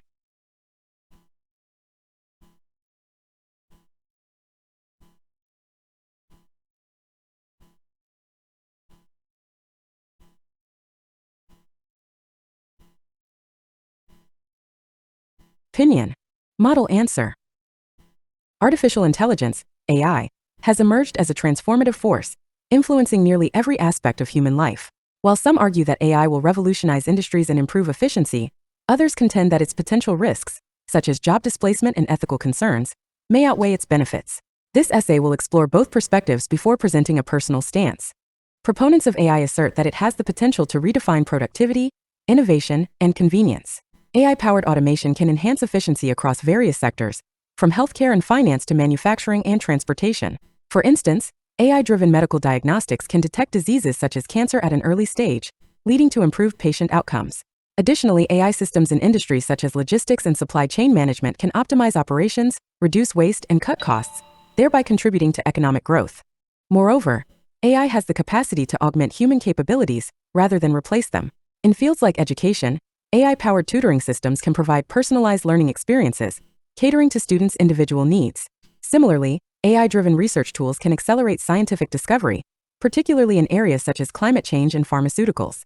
Given these advancements, supporters argue that AI is an indispensable asset to modern society. On the other hand, critics caution against the potential dangers associated with AI, particularly its impact on employment and ethical considerations. As automation becomes more sophisticated, an increasing number of jobs, especially in manufacturing, customer service, and administrative roles, may become obsolete, exacerbating unemployment and income inequality. Additionally, AI systems are often trained on biased datasets, leading to algorithmic discrimination in decision-making processes, such as hiring and law enforcement. Furthermore, concerns regarding data privacy and surveillance have intensified with AI's widespread adoption. Governments and corporations increasingly rely on AI-driven analytics to monitor individuals, raising ethical questions about consent and civil liberties. In extreme cases, AI-powered facial recognition technologies have been misused for mass surveillance and social control, highlighting the need for stringent regulatory oversight. In my opinion, while AI offers immense benefits, its risks cannot be ignored. The key lies in responsible AI development, where regulatory frameworks ensure ethical deployment in job markets are adapted to accommodate automation. Governments and industries should prioritize reskilling programs to help workers transition into AI-driven economies, while AI systems should be designed with transparency, accountability, and fairness in mind. In conclusion, AI has the potential to revolutionize society, but its risks necessitate careful management. By implementing ethical guidelines and ensuring inclusivity, societies can harness AI's advantages while mitigating its adverse consequences. Task 1. Pie chart plus Task 2. Two-part question on globalization. Task 1. Pie chart example. Question. The pie chart below shows the proportion of different sources of government revenue in a particular country in 2021. Summarize the information by selecting and reporting the main features and making comparisons where relevant. Model answer. The pie chart illustrates the distribution of government revenue sources in a particular country in 2021. Overall, taxation constituted the largest share of government revenue, while income from exports and tourism contributed relatively smaller proportions. This suggests that the economy relies predominantly on internal revenue streams rather than external sources. The largest contributor to government revenue was income tax, accounting for 35% of total revenue. This was followed by corporate tax, which made up 25%, indicating that a significant portion of national income was derived from businesses. Meanwhile, value-added tax (VAT) contributed 20%, underscoring the role of consumer spending in government finances. In contrast, external revenue sources were comparatively smaller. Export tariffs accounted for 10%, reflecting moderate international trade activity, while tourism-related income contributed only 5%, suggesting that the tourism sector played a relatively minor role in government earnings. In summary, taxation formed the backbone of government revenue, with direct and indirect taxes making up the bulk of national income, whereas external income sources such as exports and tourism were less significant. Task 2. Two-part question on globalization. Question. Globalization has had a significant impact on cultures around the world. Why do some people see globalization as a threat to cultural identity? What can be done to preserve local cultures in an increasingly globalized world? Model answer. Globalization has facilitated the exchange of ideas, goods, and traditions across borders. However, while some view it as a driver of economic and cultural progress, others fear that it endangers cultural identity. This essay will examine why some perceive globalization as a threat and explore measures to safeguard local cultures. One of the main concerns surrounding globalization is the homogenization of cultures, wherein dominant cultural influences overshadow traditional customs. As multinational corporations expand their presence worldwide, Western lifestyles, fashion, and entertainment increasingly shape local societies, often at the expense of indigenous traditions. For example, the widespread adoption of fast food chains and mass-produced fashion has led to the decline of local culinary traditions and traditional clothing in many regions. This cultural dilution is further exacerbated by the prevalence of English as a global lingua franca, which can lead to a diminished use of native languages among younger generations. To counteract these effects, governments and communities can take several steps to preserve local cultures. First, educational initiatives can be implemented to teach younger generations about their heritage, language, and traditions. Schools can incorporate local history and cultural studies into their curricula, fostering a sense of identity and pride. Additionally, governments can support cultural tourism and artisan industries, providing incentives for local craftsmanship, traditional performances, and indigenous art. Policies that promote bilingualism and protect minority languages can also ensure that linguistic diversity is maintained. Finally, digital platforms can be leveraged to showcase local traditions, allowing cultures to flourish globally while maintaining their uniqueness. In conclusion, while globalization poses challenges to cultural identity, proactive measures such as education, government support, and digital preservation can help safeguard local traditions in an interconnected world. Here are two more advanced IELTS writing Task 1 and Task 2 samples, featuring a high level of complexity, academic vocabulary, and a professional tone. Task 1, Bar chart plus Task 2. Argumentative essay on economic policies. Task 1 Bar chart example. Question. The bar chart below illustrates the percentage of household expenditure on different categories in 3 countries in 2022. Summarize the information by selecting and reporting the main features and making comparisons where relevant. Model answer. The bar chart presents the percentage of household spending across 5 categories: food, housing, transportation, entertainment, and healthcare, in 3 different countries in 2022. Overall, the data reveal notable differences in spending priorities among the 3 nations, with country A allocating the highest proportion to housing, whereas countries B and C prioritize food and healthcare, respectively. In country A, housing constituted the largest share of household expenditure at 40%, significantly higher than in countries B, 25%, and C, 30%. Conversely, food expenditure was highest in country B, 35%, compared to 30% in country C and only 20% in country A. This suggests that countries with higher housing costs may allocate less income to food-related expenses. Transportation expenses were relatively uniform, ranging from 15% to 20% across all 3 nations. However, there was a clear disparity in healthcare expenditure, with country C spending the most, 25%, followed by country A, 15%, and country B, 10%.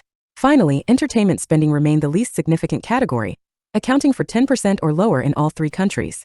In summary, while housing dominated household spending in country A, food and healthcare took precedence in countries B and C, respectively, highlighting variations in economic structures and living costs. Task 2.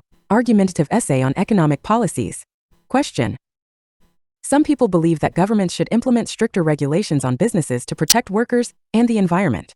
Others argue that excessive government intervention stifles economic growth. Discuss both views and give your opinion. Model answer. Government regulation in business has been a contentious issue, with some advocating for strict policies to ensure worker rights and environmental protection, while others argue that such interventions hinder economic growth and discourage entrepreneurship. This essay will explore both perspectives before presenting a personal stance. Proponents of stricter regulations contend that government intervention is essential to prevent corporate exploitation and environmental degradation. In many industries, lax labor laws have resulted in unsafe working conditions, unfair wages, and job insecurity. For instance, in some developing nations, sweatshops and child labor persist due to insufficient oversight. Implementing stronger labor protections, such as mandatory minimum wages and workplace safety standards, would safeguard workers from exploitation. Furthermore, businesses often prioritize profit maximization at the expense of the environment, leading to deforestation, pollution, and climate change. Without government-enforced environmental policies, corporations may continue unsustainable practices, such as excessive carbon emissions and resource depletion. Regulatory measures such as carbon taxes and emissions caps would encourage businesses to adopt eco-friendly technologies and sustainable practices. On the other hand, critics argue that overregulation stifles economic progress, discourages investment, and burdens businesses with excessive compliance costs. In industries requiring rapid innovation, such as technology and biotechnology, stringent regulations can slow down development and make companies less competitive on a global scale. For instance, some argue that overly strict financial regulations following the 2008 economic crisis hindered economic recovery, as banks became reluctant to lend to businesses. Moreover, excessive government control may lead to bureaucratic inefficiencies and corruption, particularly in economies where regulatory agencies lack transparency. Instead of fostering growth, an overregulated environment can deter foreign investment and drive businesses to relocate to less restrictive economies, resulting in job losses and lower economic output. In my opinion, a balanced approach is necessary. While regulations are essential to ensure fair labor practices and environmental sustainability, governments should avoid excessive intervention that stifles innovation and economic competitiveness. Policies should be targeted and flexible, ensuring that businesses operate ethically without unnecessary bureaucratic constraints. In conclusion, striking a balance between regulation and economic freedom is crucial. Governments should implement fair labor laws and environmental policies, while fostering a business-friendly climate that encourages growth and innovation. Task 1. Table plus Task 2. Problem solution essay on migration. Task 1. Table example. Question. The table below shows the percentage of adults who participated in different types of physical activities in 5 countries in 2023. Summarize the information by selecting and reporting the main features, and making comparisons where relevant. Model answer. The table provides data on the percentage of adults engaging in 5 different types of physical activities: running, swimming, cycling, yoga, and gym workouts, across 5 countries in 2023. Overall, participation rates varied significantly between countries, with some nations showing a preference for outdoor sports, while others favored indoor fitness activities.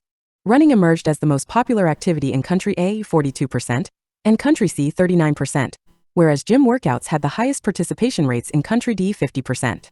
Swimming was most widely practiced in country B, 35%, likely due to its coastal geography, while yoga gained the highest traction in country E, 28%. Cycling, however, showed more uniform participation levels, averaging around 20% across all countries. Notably, countries C and D exhibited relatively balanced participation across all activities, while country D had a significantly higher engagement in gym workouts, suggesting a preference for structured exercise environments. In contrast, countries A and B prioritized outdoor sports such as running and swimming, potentially reflecting cultural or environmental influences. In summary, participation in physical activities varied depending on national preferences, with some countries favoring structured indoor exercise while others leaned toward outdoor fitness activities. Task 2.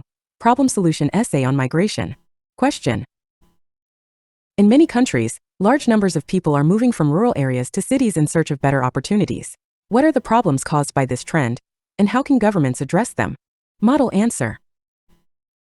The mass migration from rural areas to urban centers has become a defining trend in many countries, driven by the pursuit of better employment, education, and healthcare opportunities. However, this urban influx has led to a range of socioeconomic and infrastructural challenges. This essay will examine the primary issues caused by rural to urban migration and propose solutions to mitigate its impact. One major consequence of urban migration is overpopulation and the strain on city infrastructure. Rapidly growing urban populations lead to housing shortages, increased traffic congestion, and inadequate public services. In cities such as Mumbai and Jakarta, slum settlements have expanded due to unaffordable housing, resulting in poor sanitation and living conditions. Furthermore, public transport systems often become overburdened, exacerbating pollution and commute times. Another pressing issue is rural depopulation, which leads to labor shortages in agriculture and traditional industries. As younger generations migrate to cities, rural economies experience declining productivity, causing further economic disparity between urban and rural regions. This imbalance can lead to the neglect of rural communities and a widening gap in regional development. To address these issues, governments should invest in rural infrastructure and economic diversification. By developing rural industries, improving access to education, and enhancing healthcare services, governments can make rural areas more attractive for residents, reducing the incentive to migrate. Additionally, urban planning policies should be reformed to accommodate population growth, ensuring affordable housing and efficient public transportation systems. In conclusion, while rural to urban migration offers economic opportunities, it also creates significant social and infrastructural challenges. A comprehensive approach involving rural investment and urban development policies is essential to ensure sustainable and balanced growth. Task 1, Line Graph plus Task 2. Discussion essay on artificial intelligence. Task 1, Line Graph example. Question. The line graph below illustrates the percentage of elderly people, aged 65 and over, in 3 different countries from 1980 to 2040. Summarize the information by selecting and reporting the main features and making comparisons where relevant. Model answer. The line graph depicts the proportion of elderly citizens, aged 65 and above, in 3 countries, Japan, Sweden, and the USA, from 1980, with projections extending to 2040. Overall, the data indicate a steady upward trend in the aging population across all 3 nations, with Japan expected to experience the most dramatic increase. While Sweden and the USA exhibited gradual growth, Japan is forecasted to surpass both by a considerable margin in the latter years. In 1980, the USA had the highest proportion of elderly individuals at 15%, followed by Sweden at 14% and Japan at a modest 5%. Over the next 2 decades, the figures for Sweden and the USA rose moderately to around 18%, whereas Japan's elderly population remained relatively stable. However, from 2000 onwards, Japan witnessed an exponential increase, surpassing both nations by 2030, with projections indicating that by 2040, nearly 35% of Japan's population will be aged 65 or older. In contrast, Sweden and the USA followed a more gradual trajectory, with their elderly populations expected to reach approximately 25% and 23%, respectively, by 2040. This suggests that while aging is a global phenomenon, Japan is experiencing it at an unparalleled rate. In summary, all 3 countries are experiencing a surge in elderly populations, but Japan's rapid rise is particularly striking, signaling potential challenges for its healthcare and social welfare systems. Task 2. Discussion essay on artificial intelligence. Question. Some people believe that artificial intelligence, AI, will completely transform society for the better, while others argue that it poses significant risks. Discuss both views and give your opinion. Model answer. Artificial intelligence, AI, is rapidly revolutionizing industries, from healthcare and finance to education and transportation. While some view AI as a catalyst for unprecedented progress, others warn of its potential dangers, including job displacement, ethical dilemmas, and security risks. This essay will examine both perspectives before presenting a balanced opinion. Supporters of AI highlight its potential to enhance efficiency, innovation, and economic growth. AI-powered automation has already streamlined manufacturing, improved medical diagnostics, and optimized financial services. In healthcare, for instance, AI-driven algorithms can detect diseases such as cancer at an earlier stage than human doctors, significantly improving survival rates. Furthermore, AI has revolutionized customer service through chatbots and personalized recommendations, enhancing consumer experiences. Additionally, AI can play a crucial role in solving global challenges. Climate change, for example, can be mitigated through AI-driven energy optimization systems that reduce carbon emissions. In transportation, self-driving cars could potentially reduce traffic congestion and accidents, making roads safer. These advancements suggest that AI is an indispensable tool for progress, paving the way for a more efficient and sustainable future. However, critics argue that AI presents significant risks, particularly in terms of employment, ethics, and security. Mass automation threatens to eliminate millions of jobs, particularly in sectors such as manufacturing, retail, and customer support. If left unchecked, this could lead to economic inequality and social unrest. Additionally, ethical concerns arise regarding data privacy and biased decision-making. AI systems trained on biased datasets may reinforce discrimination in hiring, law enforcement, and financial services, exacerbating existing inequalities. Moreover, the rapid advancement of AI poses existential security threats. Autonomous weapons powered by AI could be misused in warfare, while sophisticated AI-driven cyberattacks could compromise national security and personal privacy. Without proper regulatory frameworks, AI could be weaponized in ways that undermine human safety. In my opinion, while AI offers immense benefits, it must be implemented with strong ethical oversight and regulatory safeguards. Governments and tech companies should collaborate to develop AI responsibly, ensuring that its advancements benefit society while mitigating risks. In conclusion, AI has the potential to revolutionize industries and address global issues, but its risks, job losses, ethical dilemmas, and security threats must not be ignored. A balanced approach combining innovation with regulation is essential to harness AI's power for the greater good. Task 1. Pie chart plus Task 2. Cause-effect essay on climate change. Task 1. Pie chart example. Question. The pie charts below show the sources of greenhouse gas emissions in 2 different countries in 2022. Summarize the information by selecting and reporting the main features and making comparisons where relevant. Model answer. The 2 pie charts illustrate the sources of greenhouse gas emissions in country A and country B in 2022. The sectors analyzed include transport, industry, agriculture, residential energy use, and waste management. Overall, while both countries exhibited similar emission patterns, there were notable differences in the contributions of specific sectors, particularly industry and agriculture. In country A, the industrial sector accounted for the largest share, 40%, followed by transport, 25%, and agriculture, 15%. Residential energy consumption contributed 10%, while waste management was responsible for the smallest proportion at 10%. Conversely, country B displayed a greater reliance on agriculture, which constituted 30% of emissions, significantly higher than in country A. Industry, while still a major contributor, was slightly lower at 35%. Transport emissions in country B were 20%, while residential energy and waste accounted for 10% and 5%, respectively. In summary, industry was the dominant source of emissions in both countries, but country B showed a greater environmental impact from agriculture, whereas country A had a higher reliance on industrial and transportation sectors. Task 2. Cause-effect essay on climate change. Question. Climate change is one of the most pressing issues of our time. What are the main causes of climate change, and what effects does it have on the environment and human society? Model answer. Climate change has emerged as a critical global issue, driven by human activities and natural factors. Its consequences are far-reaching, affecting ecosystems, economies, and societies worldwide. This essay will explore the primary causes of climate change and examine its profound effects. The foremost cause of climate change is the excessive emission of greenhouse gases, GHGs, particularly carbon dioxide, CO2, methane, CH4, and nitrous oxide, N2O. The burning of fossil fuels, coal, oil, and gas, by industries, power plants, and vehicles, is the primary contributor to rising CO2 levels. Deforestation further exacerbates the issue, as trees act as natural carbon sinks, absorbing CO2. Meanwhile, industrial agriculture releases large amounts of methane from livestock and rice cultivation, accelerating global warming.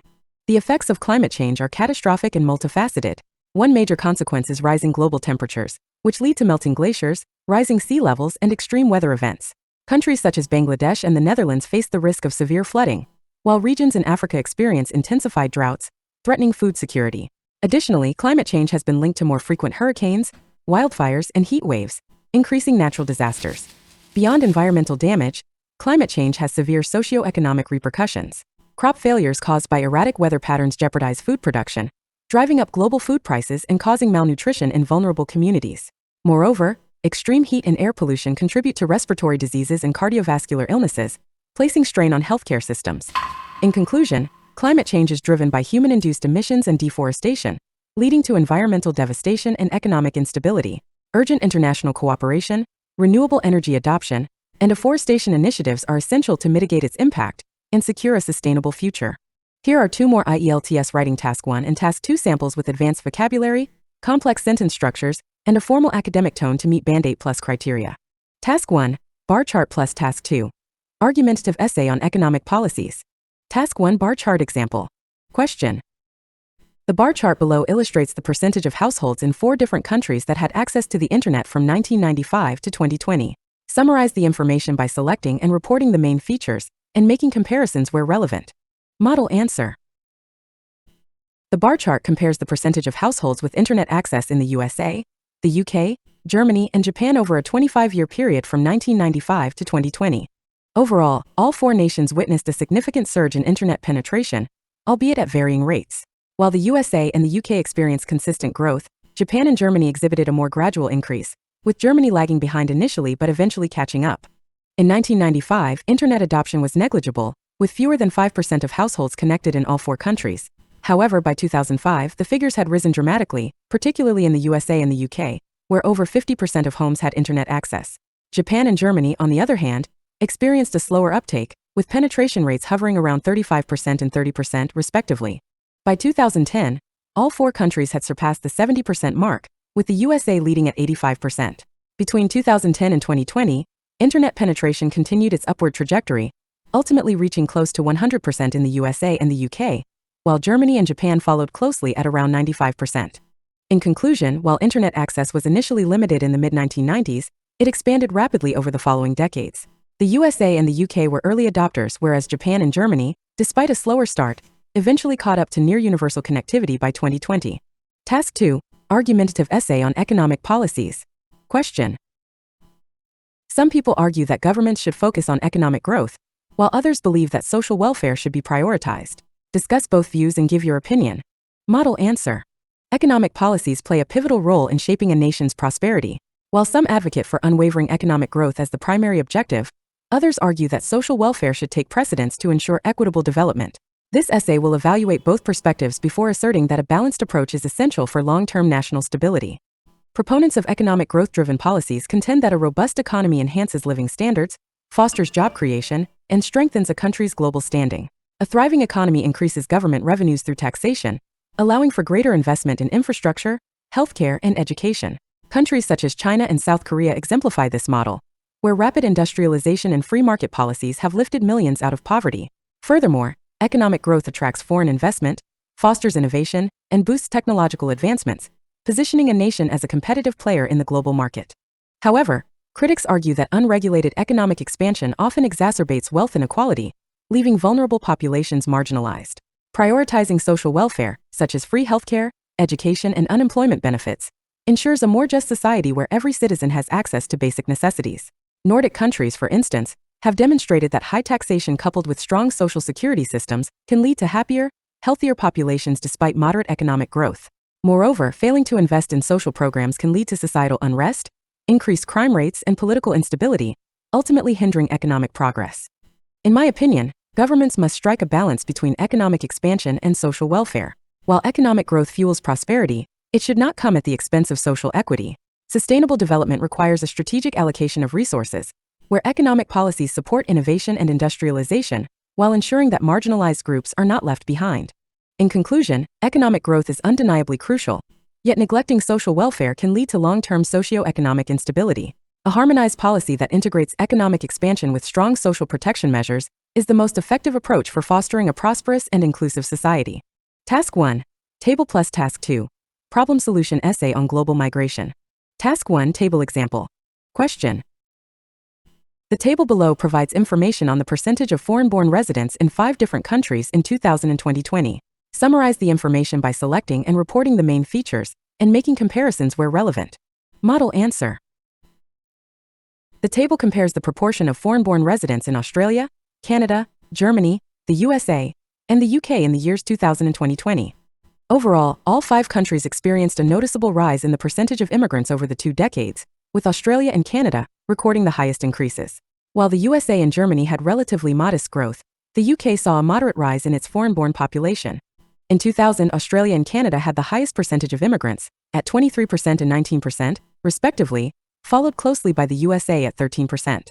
Germany and the UK had lower proportions, at 9% and 7%, respectively. By 2020, immigration levels had surged, particularly in Australia, 30%, and Canada, 25%, reinforcing their reputation as immigrant-friendly nations. Germany and the USA also saw incremental increases, reaching 15% and 18%, respectively. The UK, despite starting with the lowest percentage, experienced a significant rise to 12%.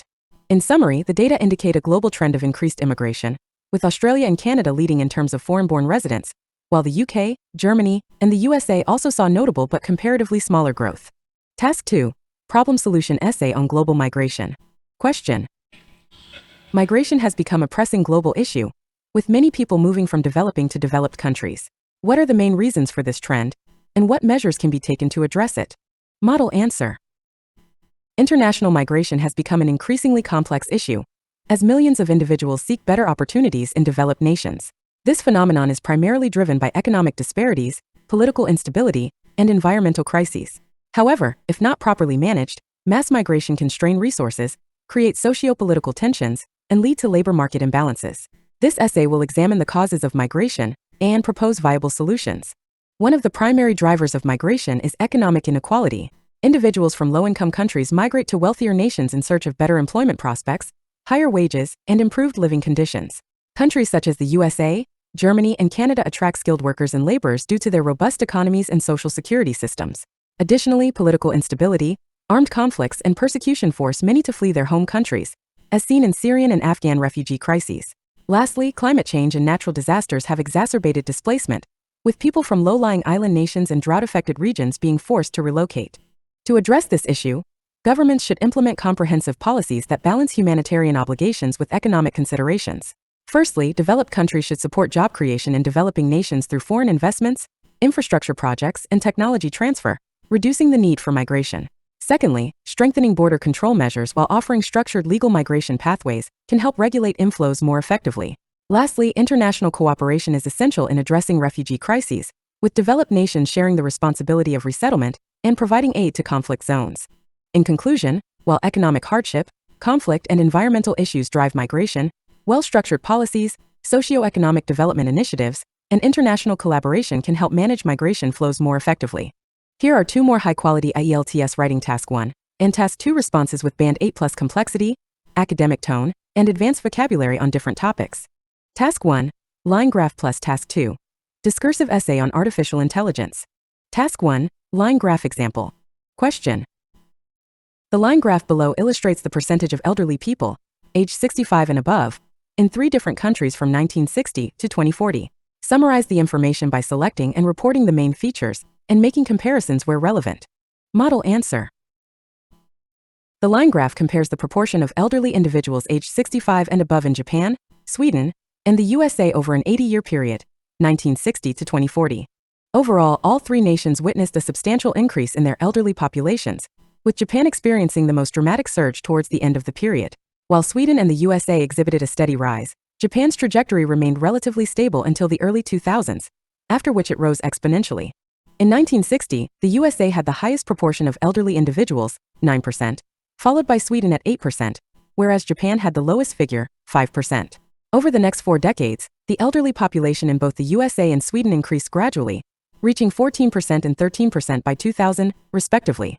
Japan, in contrast, experienced only a slight increase, remaining below 10%.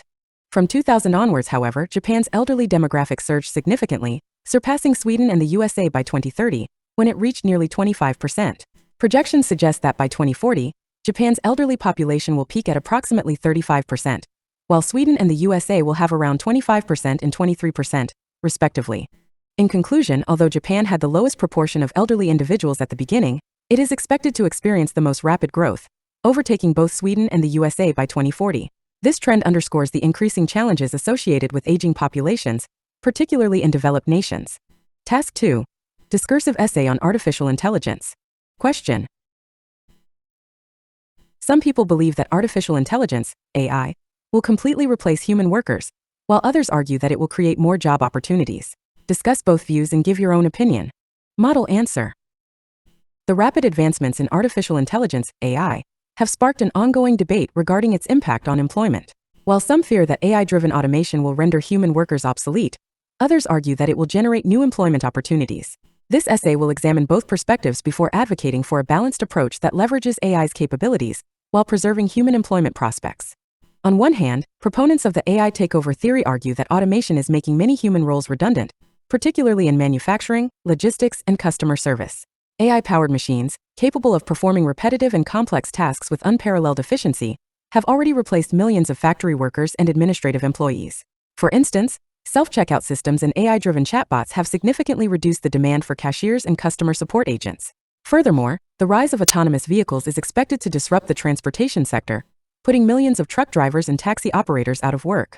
Conversely, AI optimists contend that automation fosters job creation rather than destruction. While AI may eliminate low-skilled roles, it simultaneously generates demand for highly skilled professionals, such as AI engineers, data scientists, and cybersecurity experts. Additionally, AI integration in industries like medicine and education has enhanced productivity, creating new career pathways in AI-assisted healthcare, personalized learning, and software development. Historical precedents also support this perspective. The Industrial Revolution replaced certain manual jobs, but simultaneously spurred economic growth and employment diversification. In my view, AI should be regarded as a tool that complements human labor, rather than a force that eradicates it. While some job losses are inevitable, governments and educational institutions must prioritize workforce adaptation by equipping individuals with AI-related skills and promoting reskilling programs. By fostering human-AI collaboration, societies can maximize technological benefits while mitigating unemployment risks. In conclusion, although AI has the potential to disrupt traditional employment structures, it also offers vast opportunities for job creation and economic progress. A strategic approach that balances automation with workforce development is essential for a sustainable and inclusive future. Task 1. Pie chart plus Task 2. Cause solution essay on climate change. Task 1. Pie chart example. Question. The pie charts below show the proportion of energy consumption by sector in a particular country in 1990 and 2020. Summarize the information by selecting and reporting the main features and making comparisons where relevant. Model answer. The pie charts illustrate the distribution of energy consumption across 5 different sectors in a given country in 1990 and 2020. Overall, while industry and transportation remained the dominant consumers of energy, there were notable shifts in the proportions allocated to residential, commercial, and agricultural sectors over the 30-year period.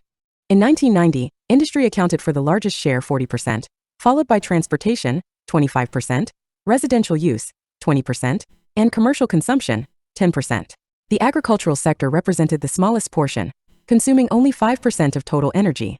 By 2020, however, industrial energy consumption declined slightly to 35%, while transportation usage surged to 30%, making it the second largest consumer. Notably, residential energy consumption dropped from 20% to 15%, whereas the commercial sector witnessed a modest increase from 10% to 12%. The agricultural sector also saw a slight rise, reaching 8%.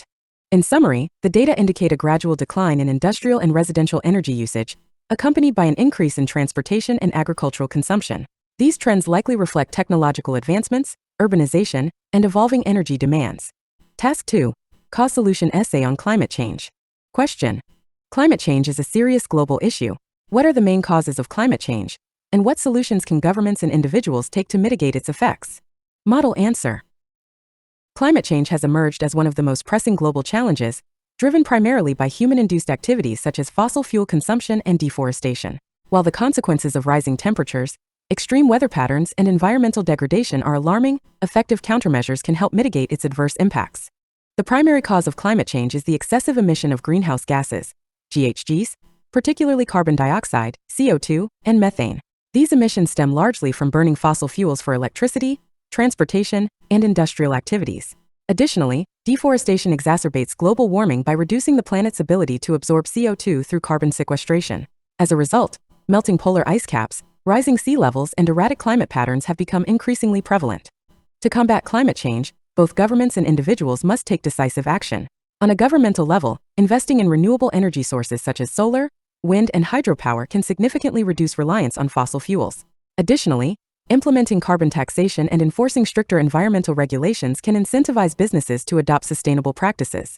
On an individual level, reducing energy consumption, minimizing waste, and embracing eco-friendly lifestyles, such as using public transport, recycling, and supporting sustainable brands, can collectively contribute to a greener future. In conclusion, climate change is primarily caused by human-driven carbon emissions and environmental exploitation. However, through proactive governmental policies and responsible individual actions, the detrimental effects of climate change can be effectively mitigated, paving the way for a more sustainable planet. Here are 2 more IELTS writing Task 1 and Task 2 responses, Band 8+, with an academic tone, complex structures, and advanced vocabulary on different topics. Task 1, Bar chart plus Task 2. Argumentative essay on space exploration. Task 1 Bar chart example. Question. The bar chart below shows the number of international students studying in 4 different countries in 2010 and 2020. Summarize the information by selecting and reporting the main features and making comparisons where relevant. Model answer. The bar chart compares the number of international students studying in the USA, the UK, Australia, and Canada in 2010 and 2020.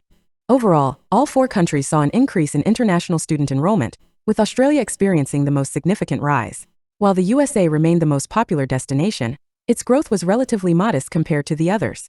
In 2010, the USA had the largest number of foreign students, with approximately 600,000 enrollees, followed by the UK, 450,000. Australia and Canada had lower figures, standing at 300,000 and 250,000, respectively. By 2020, the number of international students had increased across all 4 nations. The USA saw a moderate rise to around 650,000, while the UK's figure climbed to 500,000. In contrast, Australia experienced a sharp surge, nearly doubling to 580,000, surpassing the UK. Similarly, Canada's international student population grew dramatically, reaching 400,000, reflecting a significant rise in global education attractiveness. In conclusion, despite the USA maintaining its leading position, Australia demonstrated the most remarkable growth, while Canada also saw a substantial increase in foreign student enrollments. Task 2. Argumentative essay on space exploration. Question. Some people believe that governments should prioritize funding for space exploration, while others argue that this money should be spent on pressing social issues. Discuss both views and give your opinion. Model answer. In recent years, space exploration has been a topic of great debate, with some advocating for continued investment in scientific advancements, while others argue that such resources should be redirected toward addressing urgent societal problems. This essay will explore both perspectives before asserting that a balanced approach is necessary to ensure both technological progress and social welfare. On one hand, proponents of space exploration funding contend that advancing scientific research and technology has far-reaching benefits. Space programs have contributed to breakthroughs in telecommunications, weather forecasting, and even medical technology. For instance, NASA's satellite technology plays a crucial role in climate monitoring and disaster management. Moreover, investing in space exploration fosters international collaboration and inspires scientific curiosity among younger generations, potentially leading to future innovations. Conversely, critics argue that governments should prioritize addressing more pressing terrestrial issues such as poverty, healthcare, and education. Millions of people worldwide lack access to clean water, nutritious food, and adequate healthcare, and it is ethically questionable to allocate billions of dollars to space missions while fundamental human needs remain unmet. Additionally, some space projects, such as manned-Mars expeditions, are viewed as extravagant endeavors with limited immediate benefits. In my opinion, governments should strike a balance between space exploration and addressing societal challenges. While space research fosters long-term technological advancements, it should not come at the expense of critical social programs. Therefore, a well-structured budget that ensures both scientific progress and social welfare is essential. In conclusion, although space exploration offers immense scientific and technological benefits, it is crucial to address fundamental human needs. A balanced allocation of resources is the optimal solution to ensure progress both on Earth and beyond. Task 1. Table plus Task 2. Problem solution essay on global migration. Task 1. Table example. Question. The table below shows the percentage of households with access to the internet in 5 different countries in 2005 and 2015. Summarize the information by selecting and reporting the main features and making comparisons where relevant. Model answer. The table illustrates the proportion of households with internet access in 5 countries, the USA, Canada, Germany, France, and Brazil, in 2005 and 2015. Overall, all 5 nations witnessed a significant rise in internet penetration, with developed countries maintaining higher access rates compared to emerging economies like Brazil. Canada had the highest growth rate, whereas Brazil remained the least connected nation. In 2005, Canada led with 65% of households having internet access, followed closely by the USA, 60%, and Germany, 58%. France had a moderate rate of 50%, while Brazil lagged significantly at 20%. By 2015, internet accessibility had improved markedly. Canada and Germany saw the largest increases, with figures surging to 90% and 85%, respectively. Similarly, the USA's rate climbed to 80%, and France reached 78%. Although Brazil remained the least connected nation, it still witnessed a notable rise to 45%, more than doubling its 2005 figure. In summary, internet access expanded significantly across all countries, with developed nations nearing universal connectivity, while developing countries still faced a digital divide. Task 2. Problem solution essay on global migration. Question. The number of people migrating to other countries has increased significantly in recent years. What are the main causes of this trend, and what solutions can governments implement to address related challenges? Model answer. In recent decades, global migration has surged, with millions of people relocating for economic, political, and environmental reasons. While migration presents numerous opportunities and challenges, governments must adopt strategic policies to mitigate its negative consequences. One of the primary causes of migration is economic disparity. Many individuals from developing nations seek better job prospects and higher living standards in more prosperous countries. For example, large-scale migration from Latin America to the USA is driven by poverty, unemployment, and wage disparities. Another significant factor is political instability and conflict, as seen in Syrian and Afghan refugees fleeing war and persecution. Furthermore, climate change-induced displacement is becoming increasingly prevalent, with rising sea levels and extreme weather conditions forcing people to abandon their homelands. To address migration challenges, governments should implement comprehensive policies. Firstly, investing in economic development in poorer regions can reduce the necessity for migration by creating local job opportunities and improving infrastructure. Secondly, streamlining immigration processes and establishing legal migration pathways can prevent illegal immigration and human trafficking. Additionally, developed nations should cooperate with international organizations to provide humanitarian aid and resettlement programs for displaced individuals. In conclusion, economic disparity, political turmoil, and environmental factors are the primary drivers of global migration. While migration is inevitable, well-structured policies focusing on economic growth, legal pathways, and international collaboration can help governments manage its impact effectively. Would you like more samples on economic policies, cultural identity, or technological advancements? Let me know your preferred topics. Rocket. Here are 2 more IELTS writing samples, Band 8+, on topics related to economics, financial markets, and language learning. These include both Task 1, Data Interpretation, and Task 2, Argumentative/problem-solving essays, with academic language, complex sentence structures, and advanced vocabulary. Task 1, Line Graph plus Task 2, Argumentative essay on economic growth. Task 1, Line Graph example. Question. The line graph below shows the stock market performance of 4 major companies from 2010 to 2020. Summarize the information by selecting and reporting the main features and making comparisons where relevant. Model answer. The line graph illustrates the stock price trends of Apple, Amazon, Tesla, and Microsoft over a 10-year period from 2010 to 2020. Overall, all 4 companies exhibited an upward trajectory, albeit at varying growth rates. Tesla experienced the most dramatic surge, while Microsoft and Apple displayed steady, yet substantial increases. In 2010, Apple and Microsoft had similar stock values, hovering around $100 per share, while Amazon and Tesla lagged at approximately $80 and $40, respectively. Over the next 5 years, Apple and Microsoft shares rose gradually, reaching $180 and $160 by 2015, whereas Amazon's stock price doubled to $160, surpassing Microsoft. Meanwhile, Tesla remained relatively stagnant at around $60 per share. However, between 2015 and 2020, Tesla witnessed a meteoric rise, skyrocketing to over $400 per share, the highest among the 4 companies. Similarly, Amazon's stock price surged to $350, reflecting its dominance in e-commerce and cloud computing. Apple and Microsoft also saw significant appreciation, climbing to $300 and $280, respectively. In summary, while all 4 companies experienced stock value appreciation, Tesla's rapid surge was the most notable, whereas Apple and Microsoft followed a more stable growth pattern. Task 2. Argumentative essay on economic growth. Question. Some people believe that economic growth is the most important goal for a country, while others argue that it should not come at the expense of social and environmental well-being. Discuss both views and give your opinion. Model answer.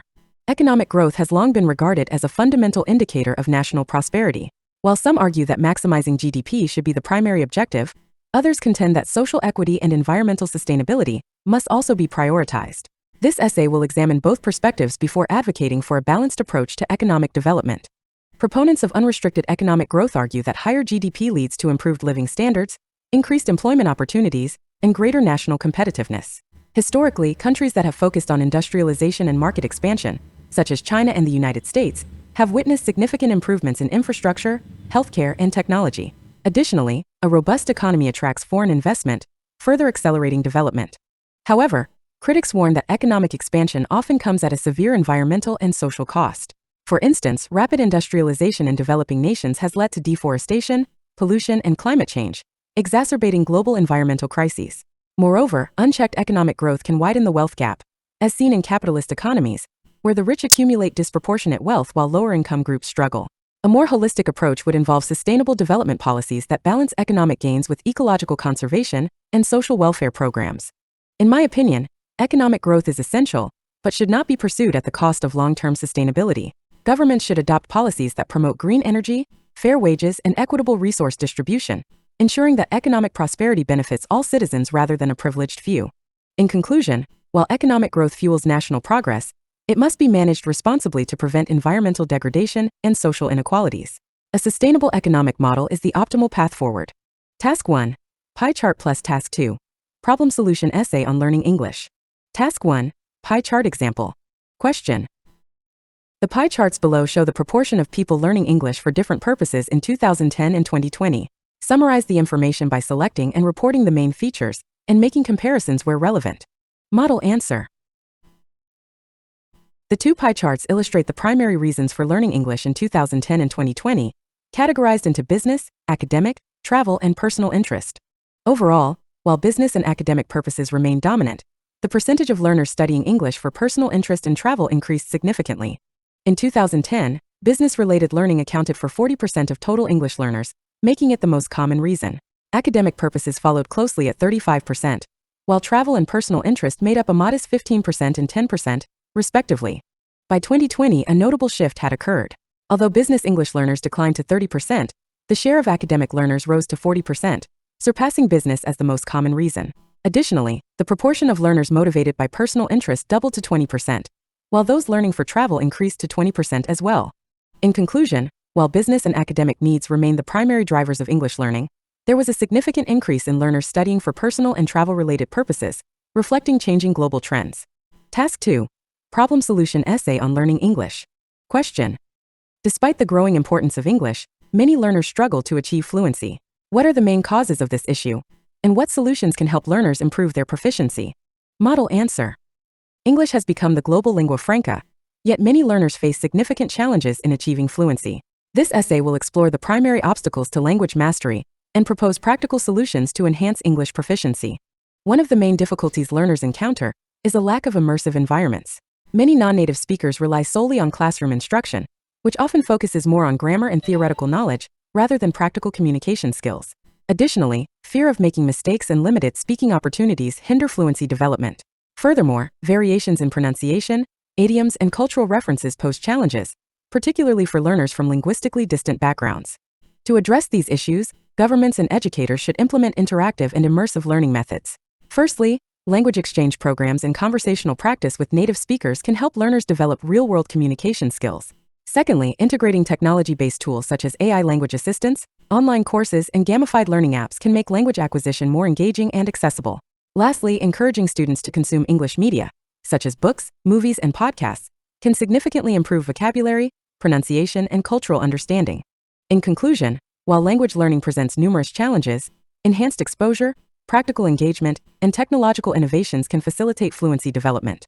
By adopting modern learning strategies, English learners can achieve greater linguistic competence and global communication skills. Here are two full IELTS Writing Task 1 and Task 2 samples, Band 9.0, with an academic tone, advanced vocabulary, and complex sentence structures on economic and financial topics. Task 1, Line Graph plus Task 2, Argumentative Essay on Financial Education. Task 1, Line Graph Example. Question. The line graph below shows the fluctuation in the value of three major stock indices, NASDAQ, S&P 500, and Dow Jones, between 2010 and 2020. Summarize the information by selecting and reporting the main features and making comparisons where relevant. Model answer. The line graph illustrates the performance of three major stock indices, NASDAQ, S&P 500, and Dow Jones, over a decade from 2010 to 2020. Overall, while all three indices exhibited an upward trend, NASDAQ experienced the most substantial growth, particularly after 2015, whereas S&P 500 and Dow Jones followed a more gradual but steady rise. In 2010, the three indices started at relatively similar levels, with S&P 500 and Dow Jones hovering around 1,200 and 10,000 points, respectively, while NASDAQ lagged slightly behind at 2,500 points. Between 2010 and 2015, the stock market showed moderate growth, with S&P 500 surpassing 2,000 points and Dow Jones approaching 18,000. However, from 2015 onwards, NASDAQ experienced an exponential surge, reaching nearly 10,000 points by 2020, a fourfold increase from its initial value.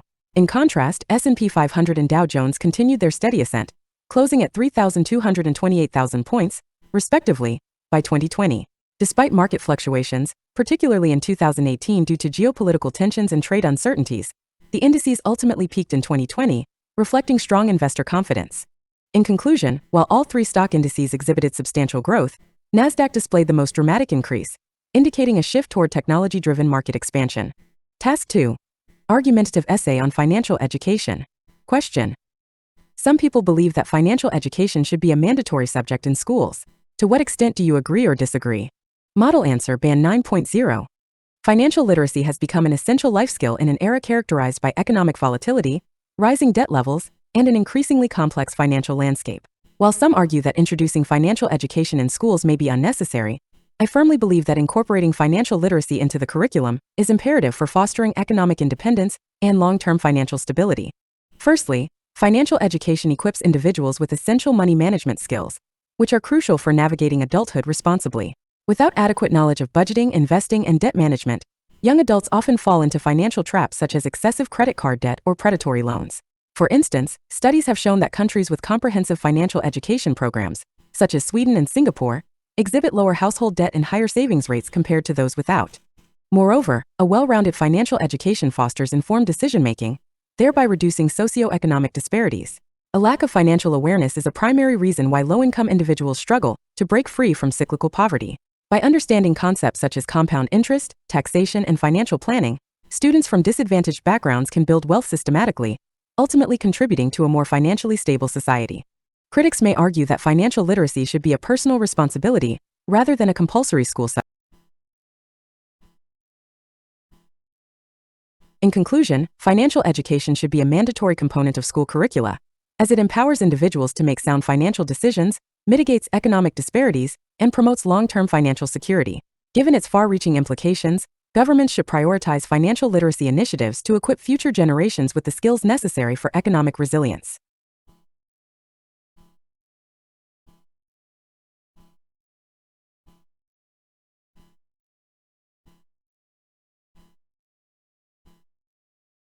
Resilience. Task 1. Table plus Task 2. Problem solution essay on economic inequality. Task 1 Table example. Question.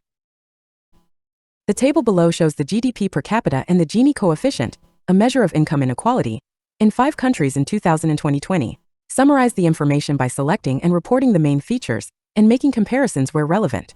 Model answer. The table provides a comparison of GDP per capita and income inequality, measured by the Gini coefficient, in 5 countries between 2000 and 2020. Overall, all 5 nations experienced GDP growth, with the USA and Germany maintaining the highest income levels, while China saw the most substantial economic expansion.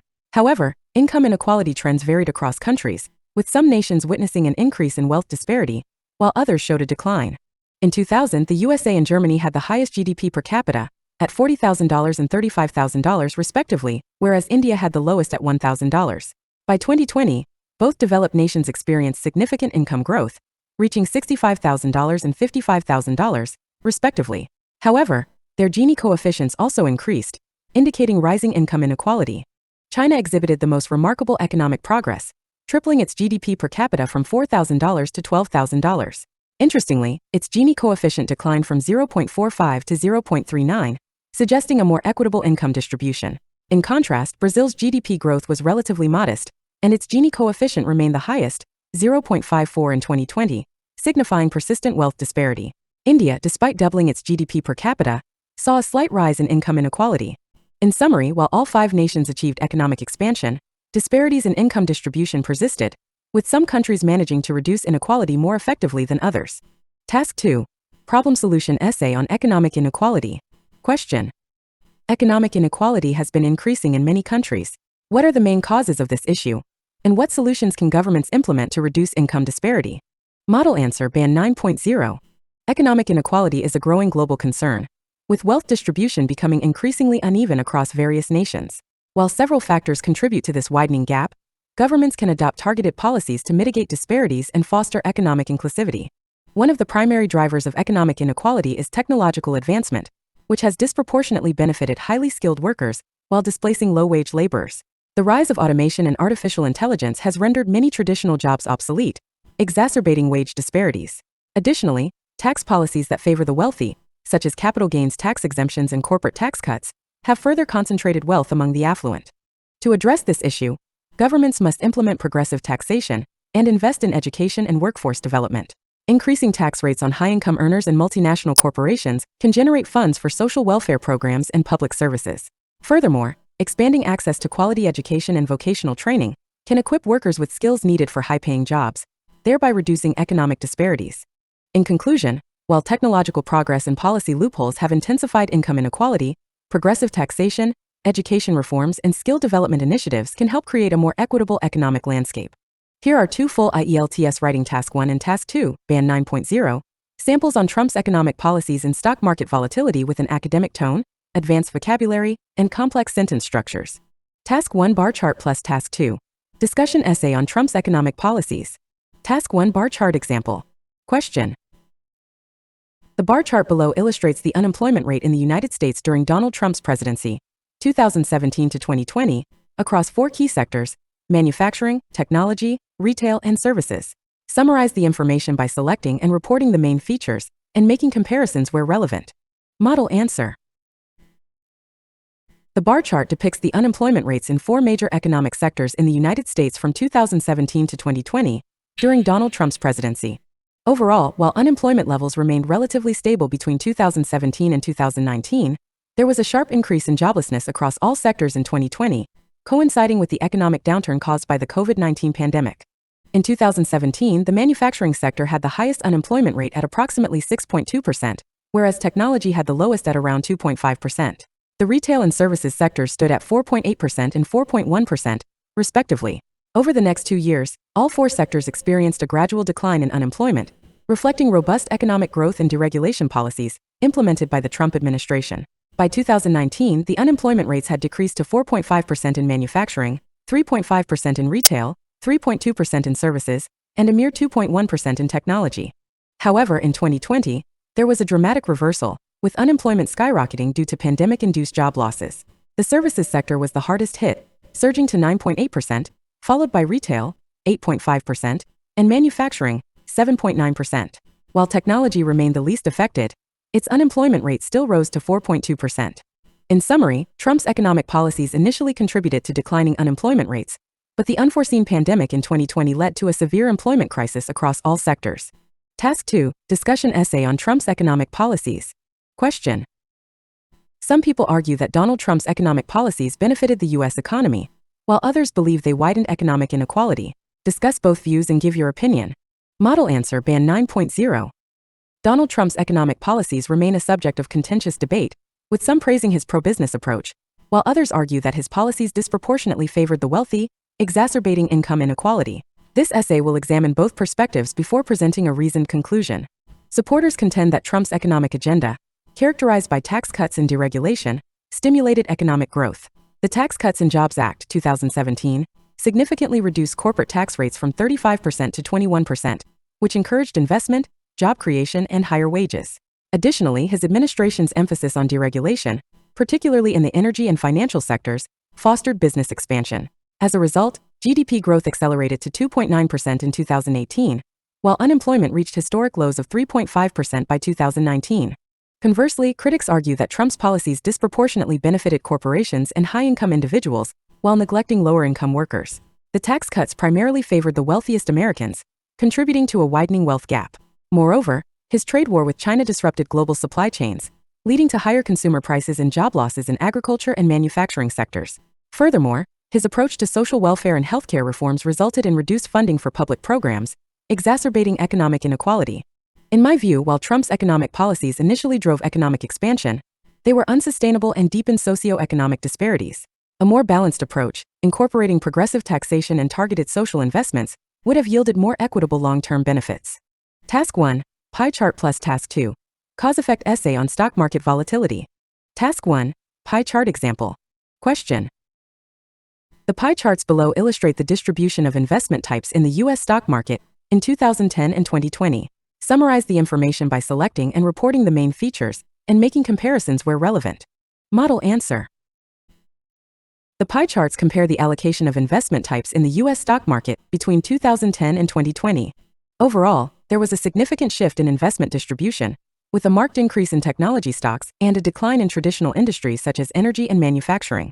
In 2010, the largest share of investments was held by manufacturing 30% and energy 25%, together accounting for more than half of the stock market portfolio. Technology, in contrast, comprised only 15% of total investments, while healthcare and financials represented 10% and 20%, respectively. By 2020, technology had surged to dominate the market, making up 40% of total investments, reflecting the rise of tech giants such as Apple, Amazon, and Tesla. Meanwhile, manufacturing and energy stocks saw a sharp decline, dropping to 18% and 10%, respectively, as investors shifted toward more profitable and sustainable industries. The healthcare sector expanded slightly to 15%, while financials remained relatively stable at 17%. In conclusion, the U.S. stock market experienced a notable transition toward technology-driven investments, with a declining reliance on traditional industries. Task 2. Cause-effect essay on stock market volatility. Question. Stock market volatility has increased significantly in recent years. What are the main causes of this issue? And what are its potential effects on the economy? Model answer Band 9.0. Stock market volatility has become a defining characteristic of modern financial markets, driven by a combination of economic, technological, and geopolitical factors. This essay will explore the primary causes of increased volatility and assess its broader economic implications. One of the key causes of market volatility is technological advancement and algorithmic trading. The rise of high-frequency trading, HFT, and automated algorithms has led to rapid fluctuations in stock prices, as computers execute trades in milliseconds based on market signals. While these technologies enhance liquidity, they also amplify price swings, making markets more susceptible to sudden crashes. Another major contributor is global economic uncertainty, including trade wars, inflationary pressures, and monetary policy shifts. For example, the US-China trade conflict led to market instability in 2018, while the Federal Reserve's interest rate adjustments significantly impacted investor confidence. Moreover, geopolitical events such as Brexit and the COVID-19 pandemic further exacerbated uncertainty, causing drastic market corrections. The consequences of heightened stock market volatility are far-reaching. In the short term, it undermines investor confidence, leading to capital flight and reduced investment. In the long run, persistent instability can erode economic growth by discouraging corporate expansion and innovation. Additionally, extreme fluctuations in asset prices can lead to financial crises, as witnessed during the 2008 economic collapse. In conclusion, stock market volatility is primarily driven by technological, economic, and geopolitical factors, and its effects can be detrimental to financial stability and economic growth. To mitigate these risks, governments and financial regulators must implement robust market regulations and promote economic policies that foster long-term stability. Here are two full IELTS writing Task 1 and Task 2, Band 9.0, samples on financial research, global trade, and learning English with an academic tone, advanced vocabulary, and complex sentence structures. Task 1, Line Graph plus Task 2, Advantages Disadvantages Essay on Financial Research. Task 1, Line Graph Example. Question.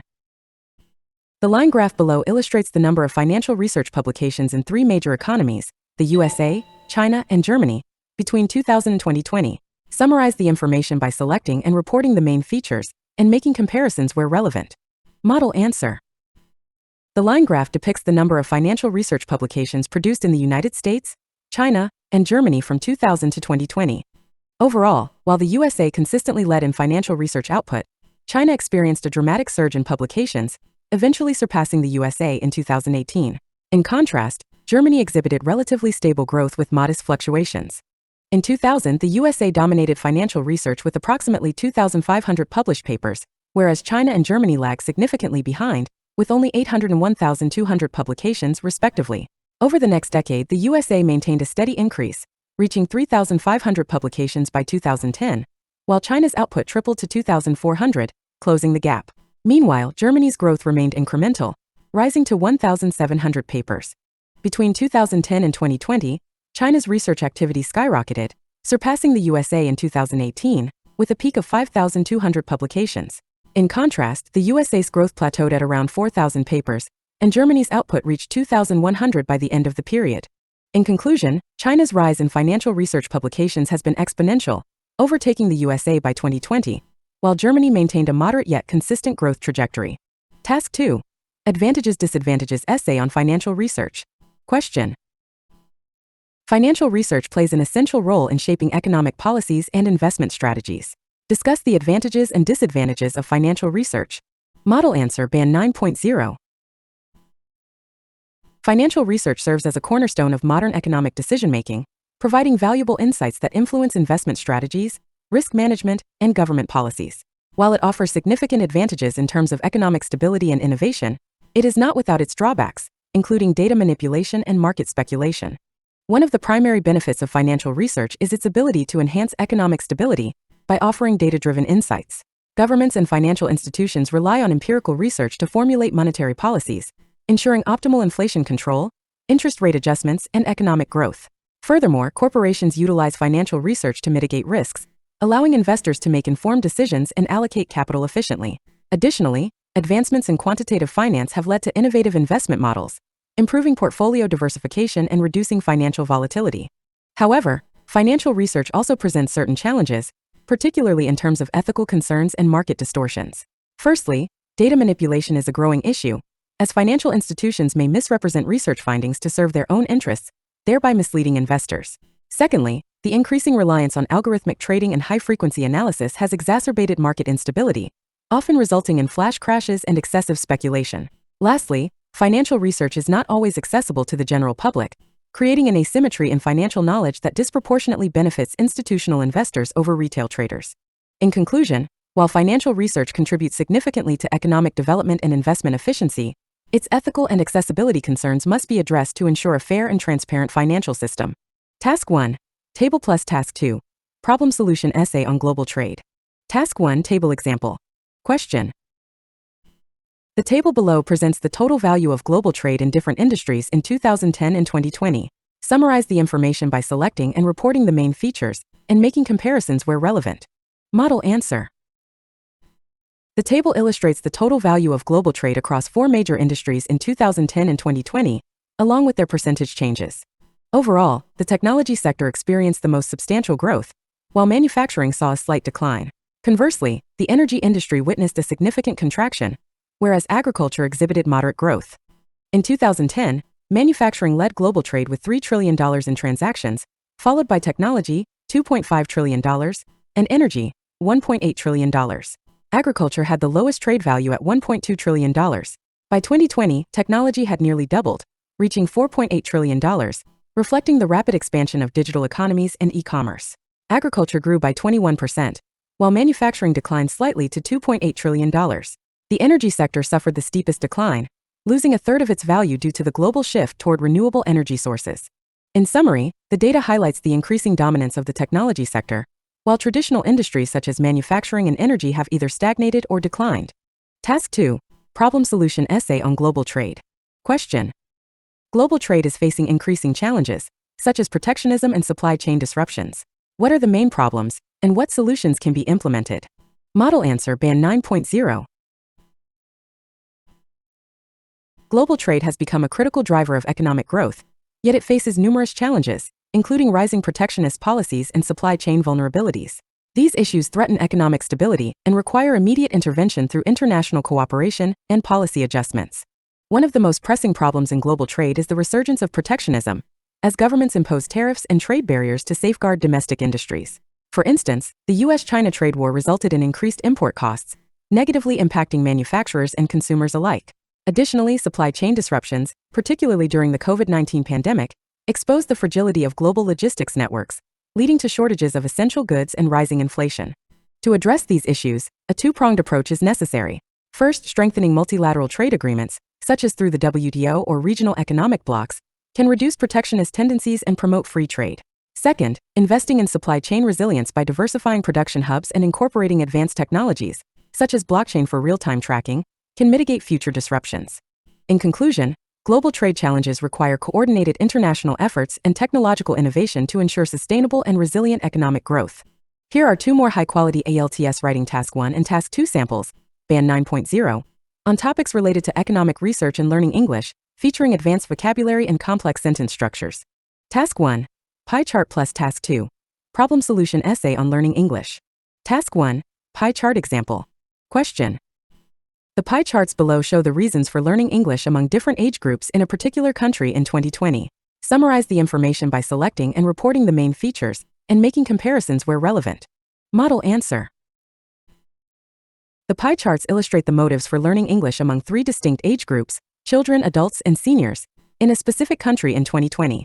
Overall, the data reveal notable differences in motivations across age demographics, with career advancement being the primary reason for adults, while social interaction was more significant for children and seniors. In the children's category, Approximately 40% of respondents indicated that they learned English for social interaction, highlighting the importance of communication and friendship in this age group. Academic purposes followed closely, accounting for 30%, as young learners often require English proficiency to succeed in their studies. Conversely, only 10% of children cited career-related reasons for learning English, reflecting their limited exposure to professional contexts. For adults, the primary motivation for learning English was career advancement, which comprised 50% of the responses. This underscores the necessity of English proficiency in today's global job market.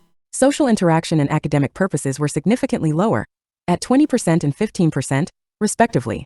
Interestingly, the seniors' responses showed a different trend, with social interaction being the most cited reason at 35%, indicating a desire to connect with others in an increasingly digital world. Moreover, academic pursuits accounted for 25%, while only 10% of seniors focused on career advancement. In summary, the pie charts demonstrate that while career advancement is the primary motivation for adults, social interaction plays a pivotal role for both children and seniors, revealing the varying priorities across different age groups. Task 2. Problem Solution Essay on Learning English. Question. Many people around the world are learning English, but they often face challenges in achieving fluency. What are the main problems they encounter, and what solutions can help them improve their language skills? Model answer Band 9.0. As English continues to assert its status as the global lingua franca, an increasing number of individuals worldwide are embarking on the journey to master the language. However, many learners encounter significant challenges in achieving fluency. This essay will explore the primary obstacles they face and propose effective solutions to enhance their language acquisition. One of the most prominent challenges in learning English is the lack of immersive environments. Many learners, particularly in non-English speaking countries, often rely solely on classroom instruction, which tends to focus on grammar and vocabulary rather than practical communication skills. This limitation restricts their ability to practice speaking and listening in real-life contexts, hindering fluency development. Furthermore, the fear of making mistakes can inhibit learners' confidence, preventing them from engaging in conversations and practicing their skills. Another issue is the diversity of English accents and dialects. With various forms of English spoken globally, learners may find it difficult to adapt to different accents, which can create confusion and frustration. For example, understanding the differences between American and British English can pose challenges for learners, especially in terms of pronunciation, vocabulary, and idiomatic expressions. To address these challenges, governments and educational institutions should implement more immersive language programs. For instance, language exchange initiatives, where learners interact with native speakers, can significantly enhance practical language skills. Additionally, integrating technology into language learning, such as using language learning apps, online courses, and virtual reality environments, can provide learners with access to authentic language use and diverse accents. Moreover, creating a supportive learning environment that encourages risk-taking and fosters confidence can help learners overcome their fear of making mistakes. In conclusion, while learners face challenges such as limited immersive environments and diverse accents, implementing language exchange programs, leveraging technology, and fostering a supportive atmosphere can help improve English fluency. By adopting these strategies, individuals can navigate the complexities of learning English and achieve their language goals more effectively. Task 1. Table plus Task 2. Discussion Essay on Economic Research. Task 1. Table Example. Question. The table below shows the funding allocation for economic research projects in 5 different sectors in 2020. Summarize the information by selecting and reporting the main features and making comparisons where relevant. Model answer. The table presents the funding allocation for economic research projects across 5 sectors in 2020. Overall, the data indicate that technology received the largest share of funding, while agriculture received the least. The majority of funding was directed toward sectors deemed essential for national growth and development. In 2020, technology projects garnered $500 million, representing 40% of the total funding allocated. This underscores the importance of technological innovation in driving economic progress. The healthcare sector followed with $300 million, accounting for 24%, reflecting the increasing emphasis on medical advancements and public health. The environmental sector received $200 million, which constituted 16% of the total funding, highlighting the growing recognition of the need for sustainable development and ecological research. Education was allocated $150 million, making up 12%, indicating an investment in human capital and workforce development. Finally, the agriculture sector received the least funding at $50 million, which amounted to only 4%, suggesting that agricultural research may not have been prioritized despite its importance in food security. In summary, the table illustrates that technology and healthcare received the majority of funding for economic research, while agriculture received significantly less support, reflecting the current priorities in national economic strategy. Task 2. Discussion Essay on Economic Research. Question. Economic research is essential for developing effective policies. Some people argue that it is the responsibility of governments to fund this research, while others believe that private organizations should take on this role. Discuss both views and give your opinion. Model answer Band 9.0. Economic research plays a crucial role in informing government policies and guiding investment decisions. While some argue that it is the government's responsibility to fund economic research, others believe that private organizations should assume this role. This essay will discuss both viewpoints before concluding with a personal perspective. Proponents of government-funded economic research contend that public investment is essential for addressing societal needs and ensuring equitable resource allocation. Governments have a vested interest in understanding economic trends, labor markets, and social issues, which allows them to formulate effective policies that benefit the populace. For instance, government-funded research on unemployment rates can help identify vulnerable sectors and facilitate targeted job creation initiatives. Furthermore, public funding ensures that research is not driven solely by profit motives, allowing for objectivity and inclusivity in economic analysis. Conversely, advocates for private funding argue that the private sector is often better positioned to finance research due to its agility and innovation. Private organizations, including think tanks and academic institutions, can adapt quickly to changing market conditions and societal needs, fostering a culture of innovation. For example, many tech companies invest in economic research to gain insights into consumer behavior and market trends, ultimately benefiting their business strategies. Additionally, private funding can lead to competitive research environments, encouraging diverse approaches and fostering collaboration across sectors. In my opinion, a hybrid model that combines both public and private funding for economic research is the most effective approach. While government funding ensures that research aligns with societal needs, private investment can provide the necessary agility and innovation.